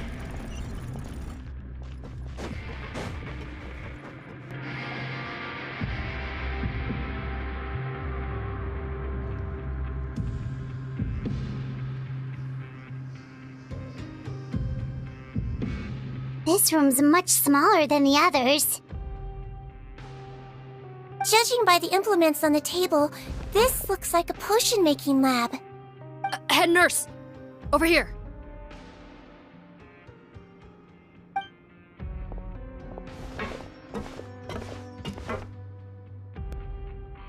Let's see. Huh? Rawat's clothes. Why would he change here? Perhaps they stripped him down, left the clothes behind, and disposed of him somewhere else? Yikes, Sigewinne, where did that come from? Oh, what a tragic way to go. Especially with such a bright future ahead of him.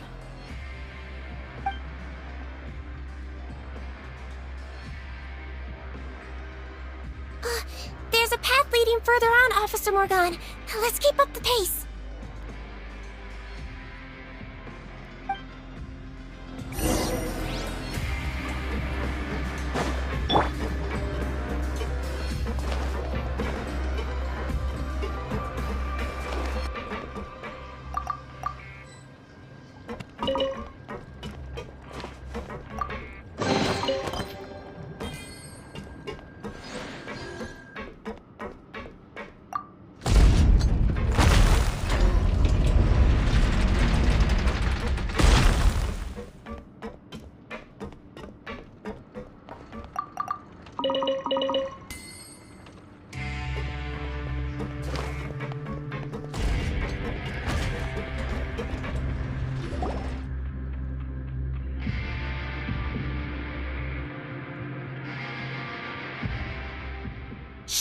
There's a whole bunch of people in there!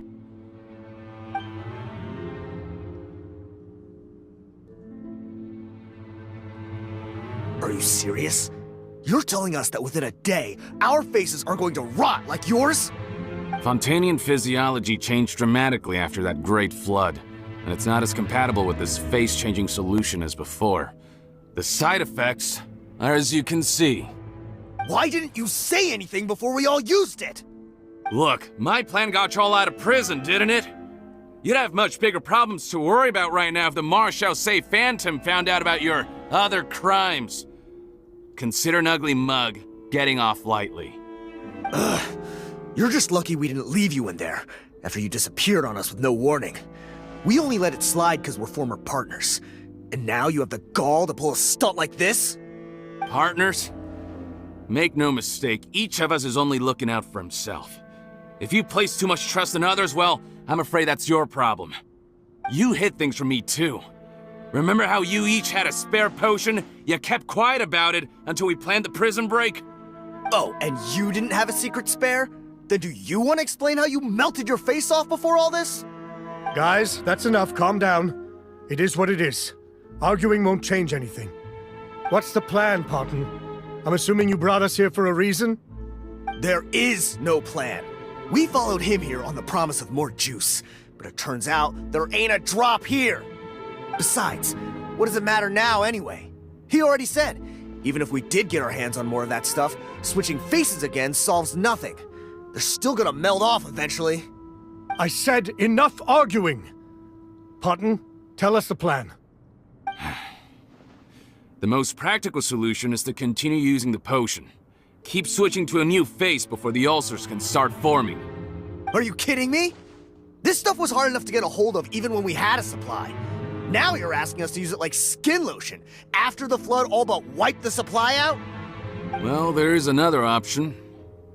But you'll have to make a deal with me first. Okay, now we're talking. What's the deal? I have a document I took from that researcher that details how to make a replacement. Just give me one bottle of the undiluted fluid, and I'll get to work. What's the problem? I thought you always kept reserves. Or do you really just have one spare bottle each? What do you think? That we were shipping them into the fortress of Meropide by the basket load? Well then, say hello to never showing your marred faces in public again. Ugh, I've heard enough! Get him! Let's see if that document even exists! Freeze! Marechaussee Phantom! What? Who let them in? Officer Morgan, before anything else, please find out Rawat's status. Rawat? I don't see him. Hand over the hostage now, if you want any chance of avoiding an extension to your sentences. Spare us your condescending attempts to coax us back to our cells. You think we're looking to negotiate? Rawat is dead. Parton? Arrest them all! Don't let anyone get away!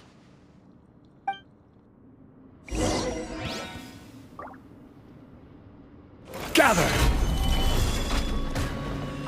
fallen leaves, adorn my night! One with nature. She might feel a little prick. Hold still. Here comes the catch. Busted.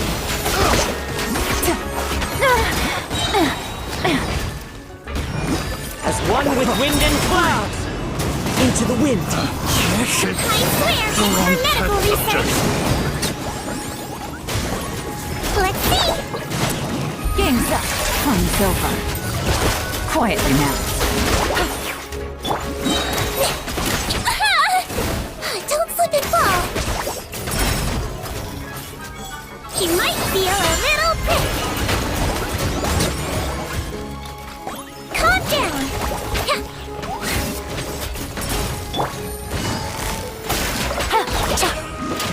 Here comes the catch.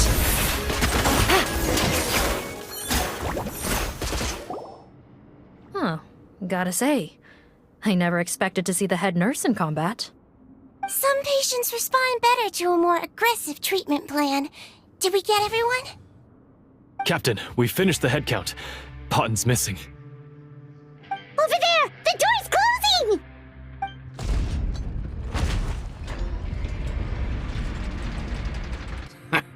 One group trying to arrest me, another trying to hunt me down. Good. I gotta kill two birds with one stone. How did he get up there? There must be a secret passage somewhere. Find it! Don't waste your energy. I already sealed it off. How naive. We have more people outside. If we're not back out by the agreed time, they'll come to our rescue. Well then, you'd better hope they get here in time.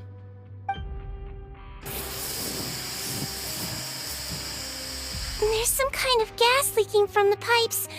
Be careful, it's poisonous. This is our distribution center, where we store the product derived from our source solution. We had to use special fire prevention methods to prevent contamination. The pipe network here was designed to emit a gas for firefighting. One little modification later, and it makes an efficient death trap. Why would you do this? Your partners are here too. Oh, please. If they can't supply what I need, they're of no further use to me. Besides, I can't have them exposing my potential whereabouts. He's a maniac! Come on, we gotta find a way to open that door! Go ahead, struggle in vain. Once the last of you croaks, no one will ever find me again. So long! Are you sure you're ready to leave, Potten? You haven't changed your dressing today. You can't cure my face, just give up. And what if I could? Nice try. You're just trying to stall me. Don't you worry about me. I'll find a way to cure my face once I get out of here. Oh, I doubt it. After all, Fontainians can no longer dissolve in primordial seawater.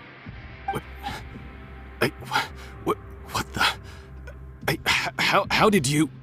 The key component of the face-changing potion is the fluid left behind by dissolved Fontainians. It might look like ordinary water, but it has some unique elements in it. Before the flood, all Fontainians were oceanids, physiologically speaking. A potion made from that fluid could dissolve and reconstruct the face of a Fontainian in much the same way as hydroidolins change form. Theoretically, it could give someone any appearance they wished. But since the flood, Fontainians have become true humans. They can no longer provide the source material for this potion, nor reap its benefits. Are you saying this potion is made from Fontainians dissolved with primordial seawater? Then their crimes are far worse than I thought. How could you know all of this? No, wait. Of course! Well, well. So that's why you have a human appearance. It also means that I have a formula you're unaware of. The air's getting thicker. It's getting hard to breathe.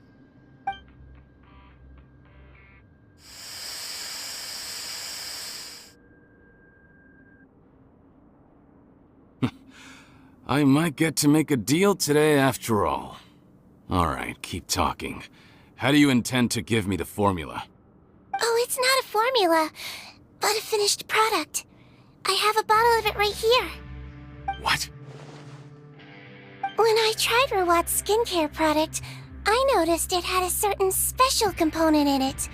So I had my friends gather some other ingredients for me, and sure enough, a little experimenting later, I'd produced the potion. I'm guessing his skincare lotion contains the fruits of your joint research? Huh. Impressive guesswork. Yeah, we were a supplier for some of the raw ingredients. But it only contains a tiny amount of the active ingredient. The effect is minuscule compared to the undiluted fluid. Well, I found a way to reverse the dilution process, giving the skincare lotion a similar effect to the fluid it is derived from. That's impossible. If I tell you some of the ingredients, I think you can figure it out. First, you need to combine tainted hydrophantasm tissue with transoceanic pearls at a ratio of around 3 to 7. Tainted hydrophantasms and transoceanic pearls. I see. Can't believe I never thought of that. So, can we make a deal? Sounds good to me. There's a delivery pipeline beneath this window. Drop the potion in, and I'll release you all. Nope, not trusting you that easily. You're like those naughty kids who try to hide their illness. Open the sluice gate first, then I'll hand you the potion. Even if you're not bluffing, your potion won't cure my face permanently. You really think you have any leverage here? I'm not closing the valve this time. Clock's ticking. Fine, then I'll just stand here with the potion in my hand. And when I faint from the poison, I'll drop it and it'll be destroyed. No.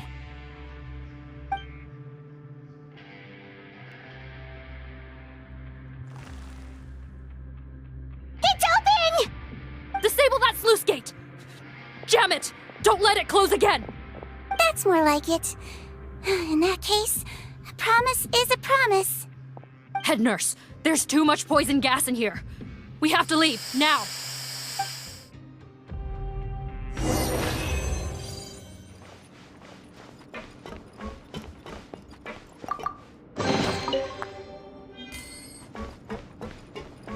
Take it easy.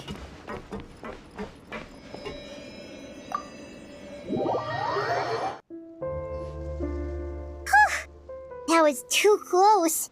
That button is a real nasty piece of work. Oh, don't be too quick to sit down. Moving around a little will help relieve the soreness. Same goes for you, Traveler. Oh, but Paimon, you should be fine, right? Flying fast is pretty tiring too, actually. Anyway, that's not important right now. Paimon's still shocked to learn that there's a whole criminal operation going on behind that skincare lotion. Shame I ended up giving the improved version of Potten after finally making it for you. I'll make you some more, I promise. No, please don't. Paimon doesn't want to use that stuff anymore. Still, it was a pretty good job that Paimon wanted to buy some in the first place, huh? It ended up saving everyone's lives. That's gotta count for something. Yeah, Paimon was just kidding. Head nurse, I've done a final head count of our team and the criminals. Everyone's here and doing fine. We're ready to escort the fugitives back to the fortress of Meropide. It's a shame that we didn't find Rawat. At this point, I'm afraid he's probably deceased. What a horrible bunch. Especially that Potten guy. If he hadn't made good on that deal, we'd all be dead because of him. No, we wouldn't. I always keep a whole bunch of antidotes on me for emergencies, and one of them neutralizes that poison gas. We'd have been fine, even if you hadn't opened the gate. What? Then why did you give him the potion? If this is true, I must concur. Sorry to be blunt, but I think you made a bad decision by handing him that bottle. If he changes his appearance and flees Fontaine, it's unlikely that we'll ever find him. No matter how cooperative his accomplices are when we question them. No, you don't understand. I gave him the potion precisely so we could be sure where he'll go next. What do you mean? We gotta hurry. She won't last much longer.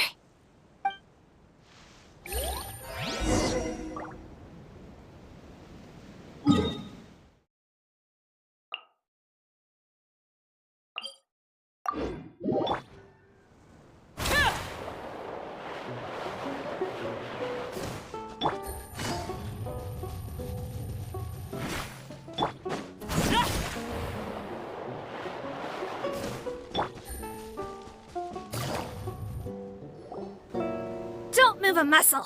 I might be short, but I pack a mean punch. Captain, you're just in time.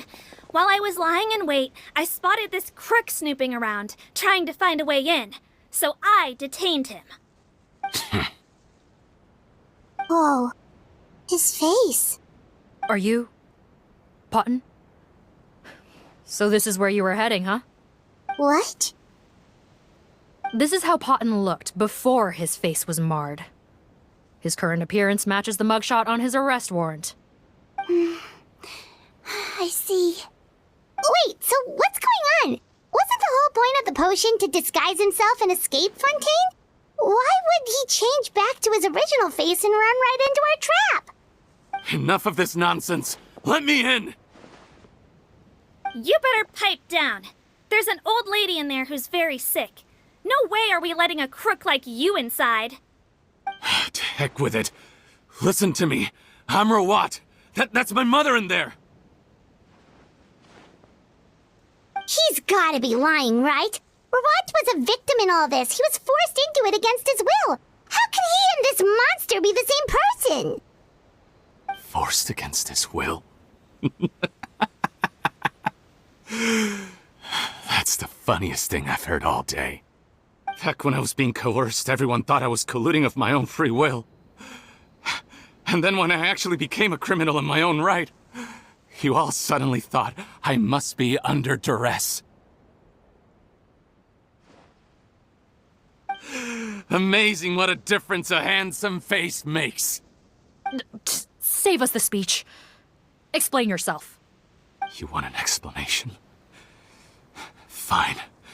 I'll tell it how it is. When I was just Potton, the whole world treated me with contempt. Ew. What do you want?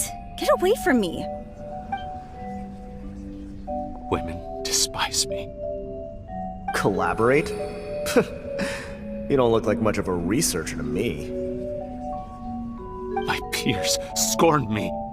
Mr. Potton, was it? I'm most interested in your research. Consider my offer carefully. I doubt you'll find other investment opportunities. Only villains would work with me. You want out of the game? Forget about it. Turns out, I slipped up a little. Left your picture with some Marechaussee Phantom officers. Easy mistake to make. Now they've listed you as an accomplice and drawn up an arrest warrant. So I suggest you put any thoughts of running away to rest. If you get caught by the guards for being in the synth business, you ain't ever seen the light of day again.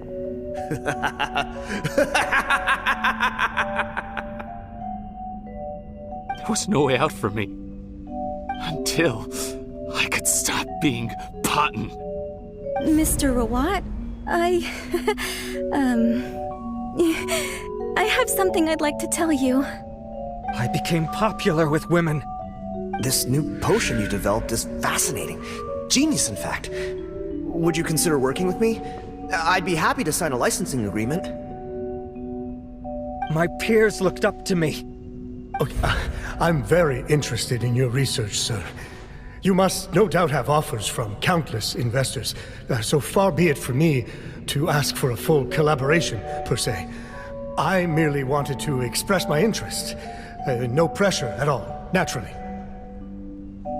And the villains even began to fear me.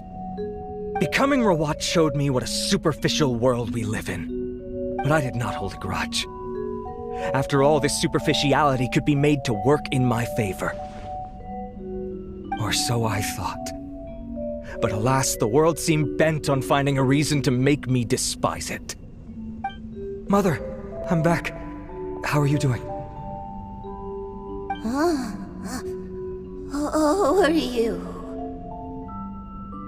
I bought the best medicine Mora could buy, but nothing would cure her illness. In the end, I hoped she'd at least be able to see her son one last time before she passed, but when everyone else rejected me, the only person who cared about me was my mother. Then, when I became a rising star in the Fontaine Research Institute, I was unrecognizable to her. I have to let her see me again. Even if it means donning my own wretched, ugly face. Well, is that enough explaining for you? Now do you understand? Let me inside already! Have you ever considered if you'll even be able to look your mother in the eyes after what you've done? You found a way to completely change your identity. You could easily have escaped from them. But no, you chose to keep working with them. Why would I want to give up on such a lucrative business? The profits were dozens of times that of the synth business, and it was all above board. So you kept being a villain just for the money? Villain? By what standard?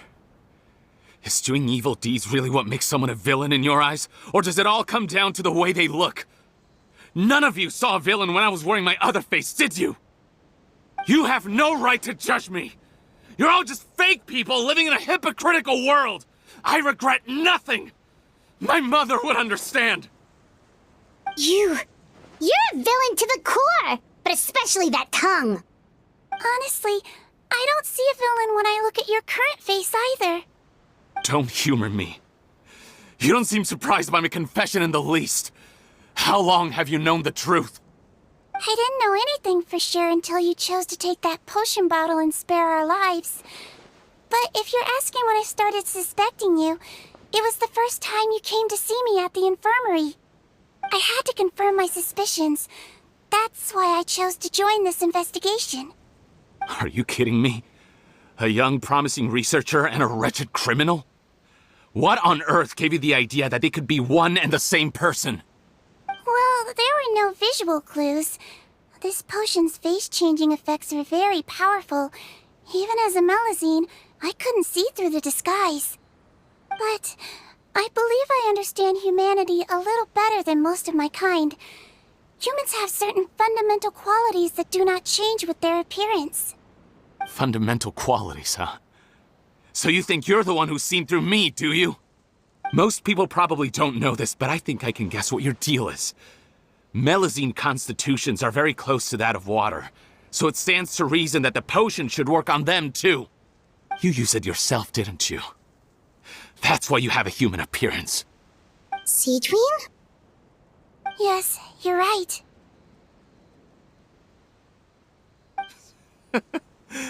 I'll bet it was back in the days when Melusines were discriminated against because of their appearance.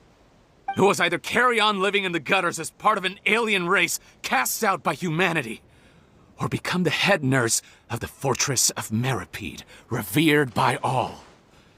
Not a hard choice to make. It's a no-brainer. So you see, you and I were the same. And I'm the one who saw through you! That's not important right now. You came here to see your mother, didn't you? Well, I can grant you your wish. Huh? Head nurse, I'm not sure that's a good idea in his current state. Don't worry. Back in the warehouse when I traded the potion for our lives, I was doing it to test him. He was willing to risk sacrificing his only chance of escaping capture by opening the gate in exchange for the potion. Also, he could see his mother again. If nothing else, his concern for his mother is genuine. I see. So before you arrest him, please allow him to see his mother one last time. The Traveler and I will accompany him. You have nothing to worry about. All right. I understand.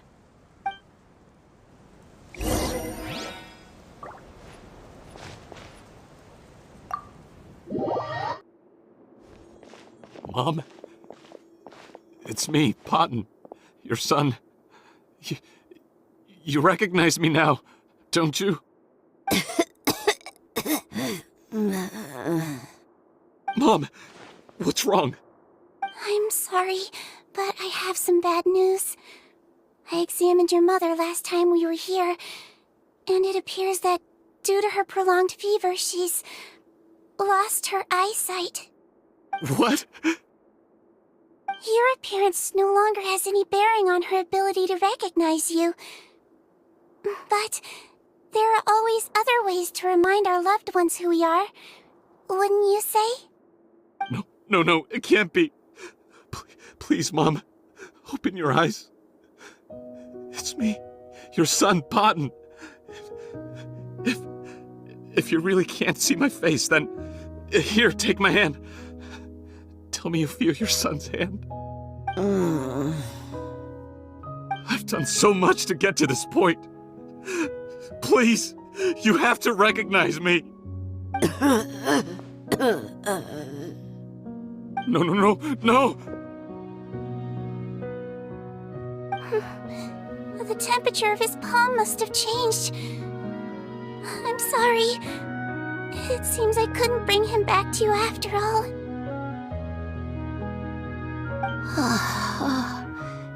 It's you. Thank you.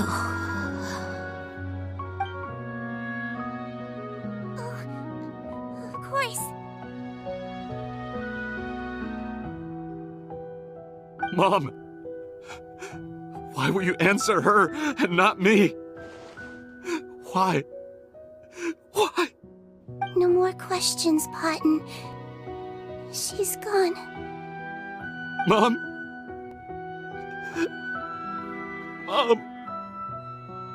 I'm sorry to say this, Potton, but you and I are not the same.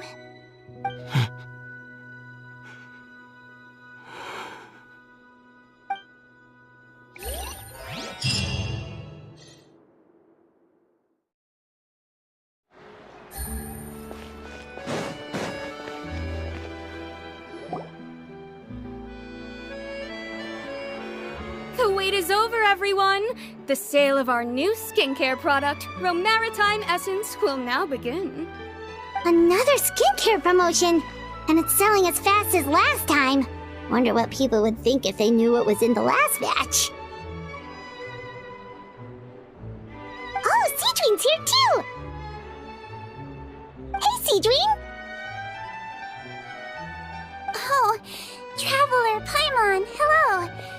I hope you two got a good rest yesterday after all your hard work.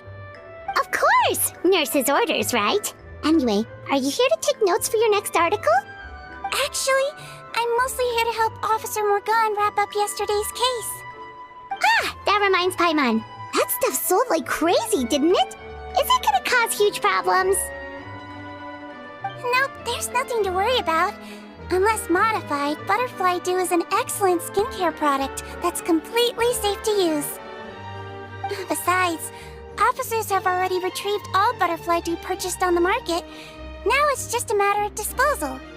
After consulting Monsieur Nervillette, I came up with a way to neutralize any harmful effects, so it'll evaporate naturally without polluting water or soil.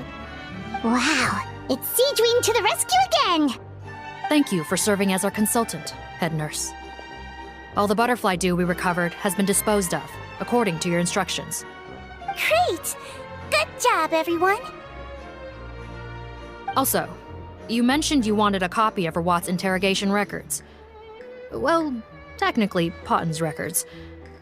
Anyway, I have them with me. Here. After he saw his mother for the last time, it was like all his mental defenses came crashing down.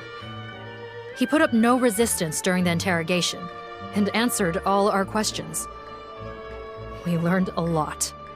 Apparently, the formula was something he discovered by chance while helping the criminal gang produce synth. Later, he came up with the idea to dilute it and use the resulting substance as a skincare product. Their supplier was Vache. But you could also argue that they were the ones doing him a favor. His operation helped Vache's gang dispose of an enormous amount of evidence. It made for a seamless collaboration. One man's trash was another man's treasure, and there were no loose ends. It's no wonder we never noticed what Potten's gang was up to. Vache again, huh? Is there still no end to the harm he caused? Make no mistake, the crimes of Vache and his accomplices will come to an end. It's only a matter of time. Since the flood cut off their supply of primordial seawater, they've been forced to resort to riskier methods, like using their private reserve to attack people on the street. Naturally, those attempts all ended in failure. After receiving numerous reports, we were able to zero in on the gang and eventually round them up. That sounds more like it. Based on what he told us in his confession, we pretty much had him backed into a corner, even though he made a point of distancing himself from the gang while disguised as Rawat. He tried to throw us off his tail by reporting his accomplices, giving him enough time to transform back into Potten and see his mother one last time. But there was one thing he hadn't anticipated. Even though Potten had been missing for a long time, we were very much still on the lookout for him. So the moment he appeared in public after changing back to his original appearance, we caught him. So he tried this once before, huh? Guess he really did want his mother to see him again. But in the end... Looking at the interrogation records, it seems like he spent the first sum of money he earned as Rawat on his mother's treatment. Yes, which is why I suspect that his initial motive for using the potion was not personal greed, but a desire to become somebody who had the power to save her. Even so, he went too far. In the end, he got what he deserved. I understand. Thank you for bringing me these records. Why did you want them anyway? Potten was one of my patients, so I need to put together a medical file for him. My teacher always stressed that a person's life experiences are just as important to their file as their medical history. Why are you still treating him like your patient? Isn't he kind of beyond redemption now? That may be true, but a patient is a patient, regardless of the choices that bring them to my care. One last thing, head nurse. Please keep everything you know about this potion a secret. It would be for the best if most of Fontaine knows nothing of its existence. I know my fellow officers and I will be able to sleep easier if that's the case. Of course. Not to worry. Thank you for understanding. I'll take my leave then. So, Sigewinne, did you really use that potion yourself? Why do you sound so surprised, Paimon? I told you all about it. It was quite a while ago now. You mean that story about the witch and the potion? So it was really, actually, genuinely a true story? Yes, it really, actually, genuinely was. But... I know. There are some secrets I can't tell anyone about. But considering everything we've been through together, I know I can trust you with them. Before I tell you, though, could you follow me somewhere? I want to pay my respects to an old friend. Of course!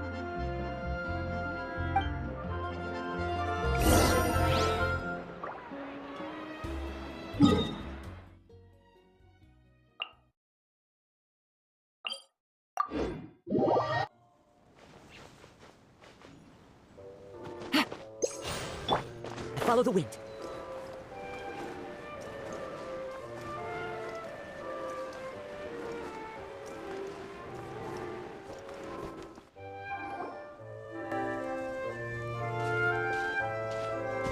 Oh, Nervalet and Risley, they're here too!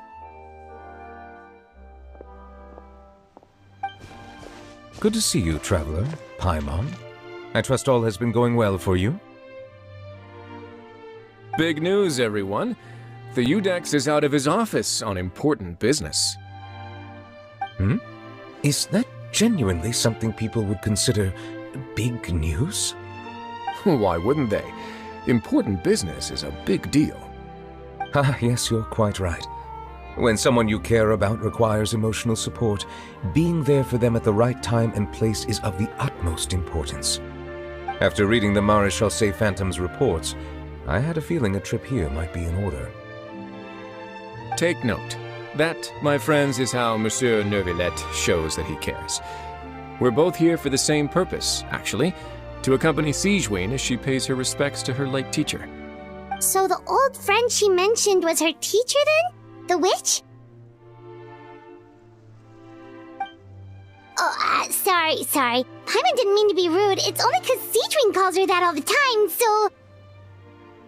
I doubt she considers that title to be offensive, Paimon. Don't worry. Indeed. In fact, I believe Sigewinne would take it as a sign of affection. She has spoken of this doctor on many occasions, and it sounds like she was a truly generous individual. In those days, many people harbored prejudices against Melusines. She was the only teacher willing to take Sigewinne on as a student. Wow. It's really nice of you two to be here for Sigewinne. Guess you guys really look out for your younger colleagues, huh? Younger colleague? Well, that might be true for the Udex, but I'm not sure I can say the same. Sigewinne served a sentence in the fortress of Meropide hundreds of years ago, and after she did her time, she decided to stick around. She's been an integral part of our administration ever since. Strictly speaking, the head nurse has been around longer than most people in the fortress, myself included. Pretty sure that makes me the younger colleague. She served a sentence? Yes. Long before I became Udex, there was an ancient law in Fontaine that prohibited any attempt to transform another species into a human. Initially, I and most researchers believed this law to have been imposed due to ethical concerns. But now, it seems more likely that the law was nothing more than an insurance policy, a way for Egeria to ensure that her people would remain insulated from the truth, thus enabling them to lead more straightforward, happier lives. Ignorance is bliss, as they say. Sigewinne had her reasons for choosing to obtain a human form, but the act was nonetheless in clear violation of the law. Could you tell us a little bit more about what happened back then? Certainly. Sigewinne does not object to her close friends learning about her history. In fact, I first learned of it myself because she confessed the truth to me of her own volition.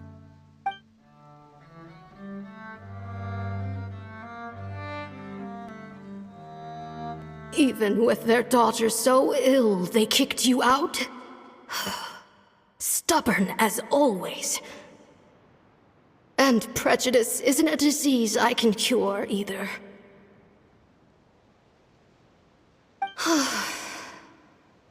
Shame that I don't have the energy to get over there. You're laughable, you old witch. You want to save everyone in Fontaine, but you can't even save the patient before you. Master, what are you... I discovered a strange disease, one I suspect that every Fontainian suffers from. But without witnesses or proof, no one will believe me. I had no choice but to experiment on myself to find a cure, but I hit a wall.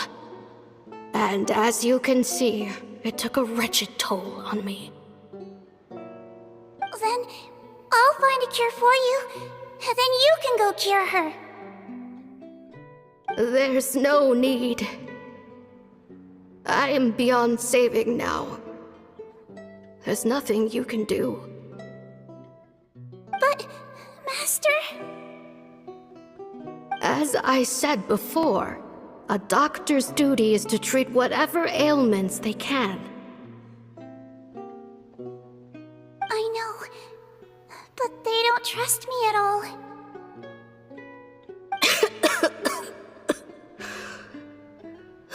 That girl. She's your first ever patient, isn't she? Tell me, what cost are you willing to bear to see her cured? I'll do whatever it takes. Even if it means breaking the law and being punished for it? As long as I don't hurt anyone. Yes.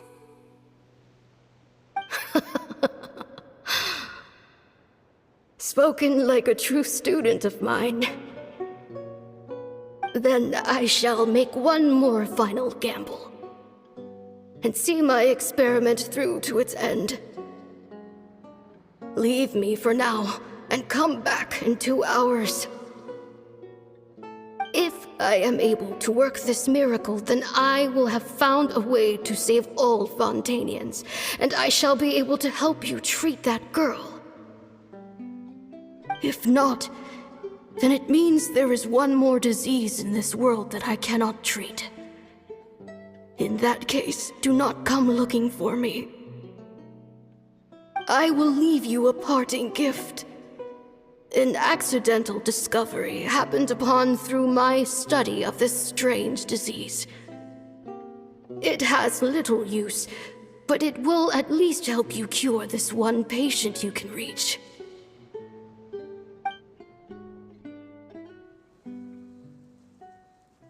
When Sigewinne returned, the miracle had not occurred. She found a potion bottle and a note on the table. After using the potion as instructed, she gained her current form, breaking Fontaine's law in the process. And after I had confirmed the veracity of the events, I gave my verdict. So that's what happened. I fear Sigewinne only understood the full story after the truth about the dissolution of Fontainians was uncovered. When I reflected on all this with that knowledge in hand, I felt a deep sense of regret. As I use the law to uphold justice, there are times when I cannot help but acknowledge its ruthlessness. After the final details of the events surrounding Sigewinne's transformation came to light, I checked several sources and, thankfully, the legal code does not require Sigewinne to shoulder any additional punishment. Wonder how she feels about all this. Since she invited you here, I imagine she intends to speak of these matters with you, no?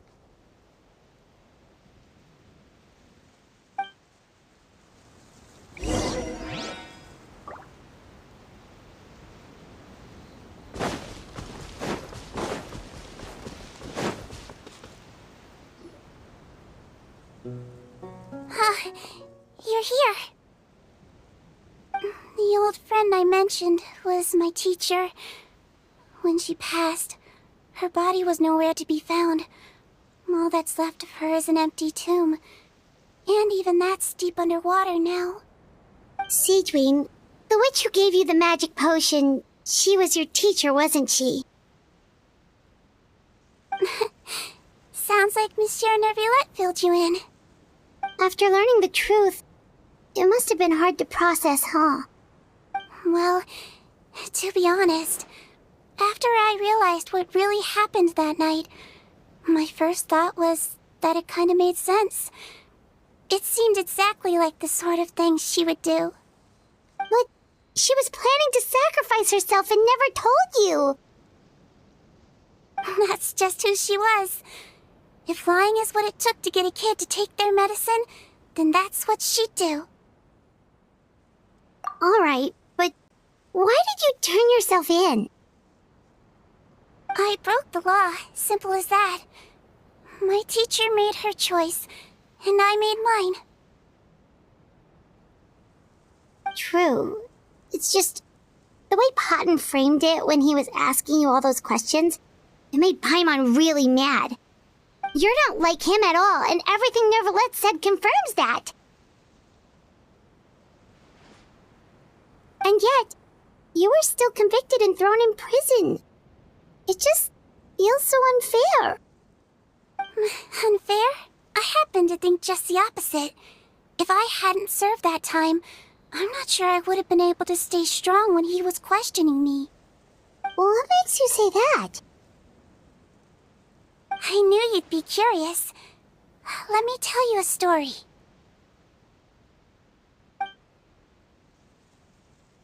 The verdict came down. This Melusine is guilty. The Iudex defended the authority of Fontaine law, But he did not confiscate the Melusine's medical kit. And so, the fortress of Meropide gained a new little doctor.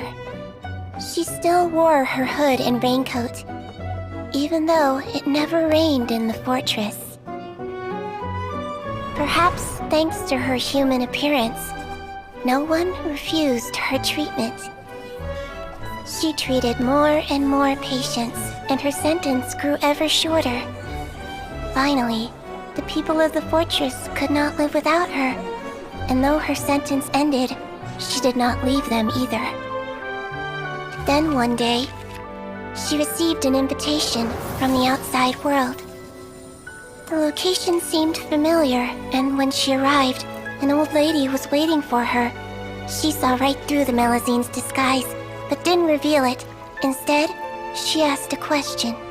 Tell me, why do you think you gained the respect of so many people, despite being a Melusine? Because I look like a human? It's been 50 years, Sigewinne, and you haven't aged a day. I think everyone knows you are not human. I finally found you, after all these years. I still remember, you know. It was you who saved me that night. But how? I was no longer a Melusine by then. Does it really matter if you're human or Melusine? I remember the warmth of your palm. It's quite unmistakable. And you know what? It hasn't changed one bit. You don't have to hide anymore, Sigewinne. These days, everyone wants to make friends with Melusines. And I think that it's all because of you. I'm sorry I couldn't say this until now, but thank you, Dr. Melusine. Now that's an ending Paimon can get behind. After hearing everything Paten said, I wanted to tell him that it didn't matter who he looked like on the outside. But it was too late. The warmth in his palm had already disappeared. I tried to treat him, but the roots of his problem had nothing to do with his face. I understand. Thanks, you two. I appreciate you being here for me while I talk this through. Oh, it's nothing. Our pleasure. Oh, there's one more reason I invited you here. It's about time I finally give you what I promised. In order to restore the appearances of the face-swapping victims, the Marechaussee Phantom gave me special permission to make a few bottles of that potion. And I made one extra just for you two. We don't need it though. Shouldn't we destroy it? Well, even if you chose to destroy it, I still thought I should give it to you first. You two did so much for me. How could I break my promise? Well, fair enough, but anyway, Paimon's definitely not interested in this stuff anymore. Still, if this is the very last bottle in all of Teyvat, getting rid of it would feel like kind of a waste. Maybe we can give it a special meaning somehow. Oh, Paimon's got it! Melusine physiology wasn't affected by the Great Flood, right? So that means the potion should have a permanent effect on you. In that case, what do you say, Sigewinne? Ever thought about transforming back to the way you used to look? After all, from a Melusine point of view, Paimon bets Melusines look the cutest of all. Paimon, after everything, do you really think it matters whether I'm Melusine or a human? Well, what was Paimon thinking? You made up your mind a long time ago. Yeah, let's just destroy this thing. Leave it to me.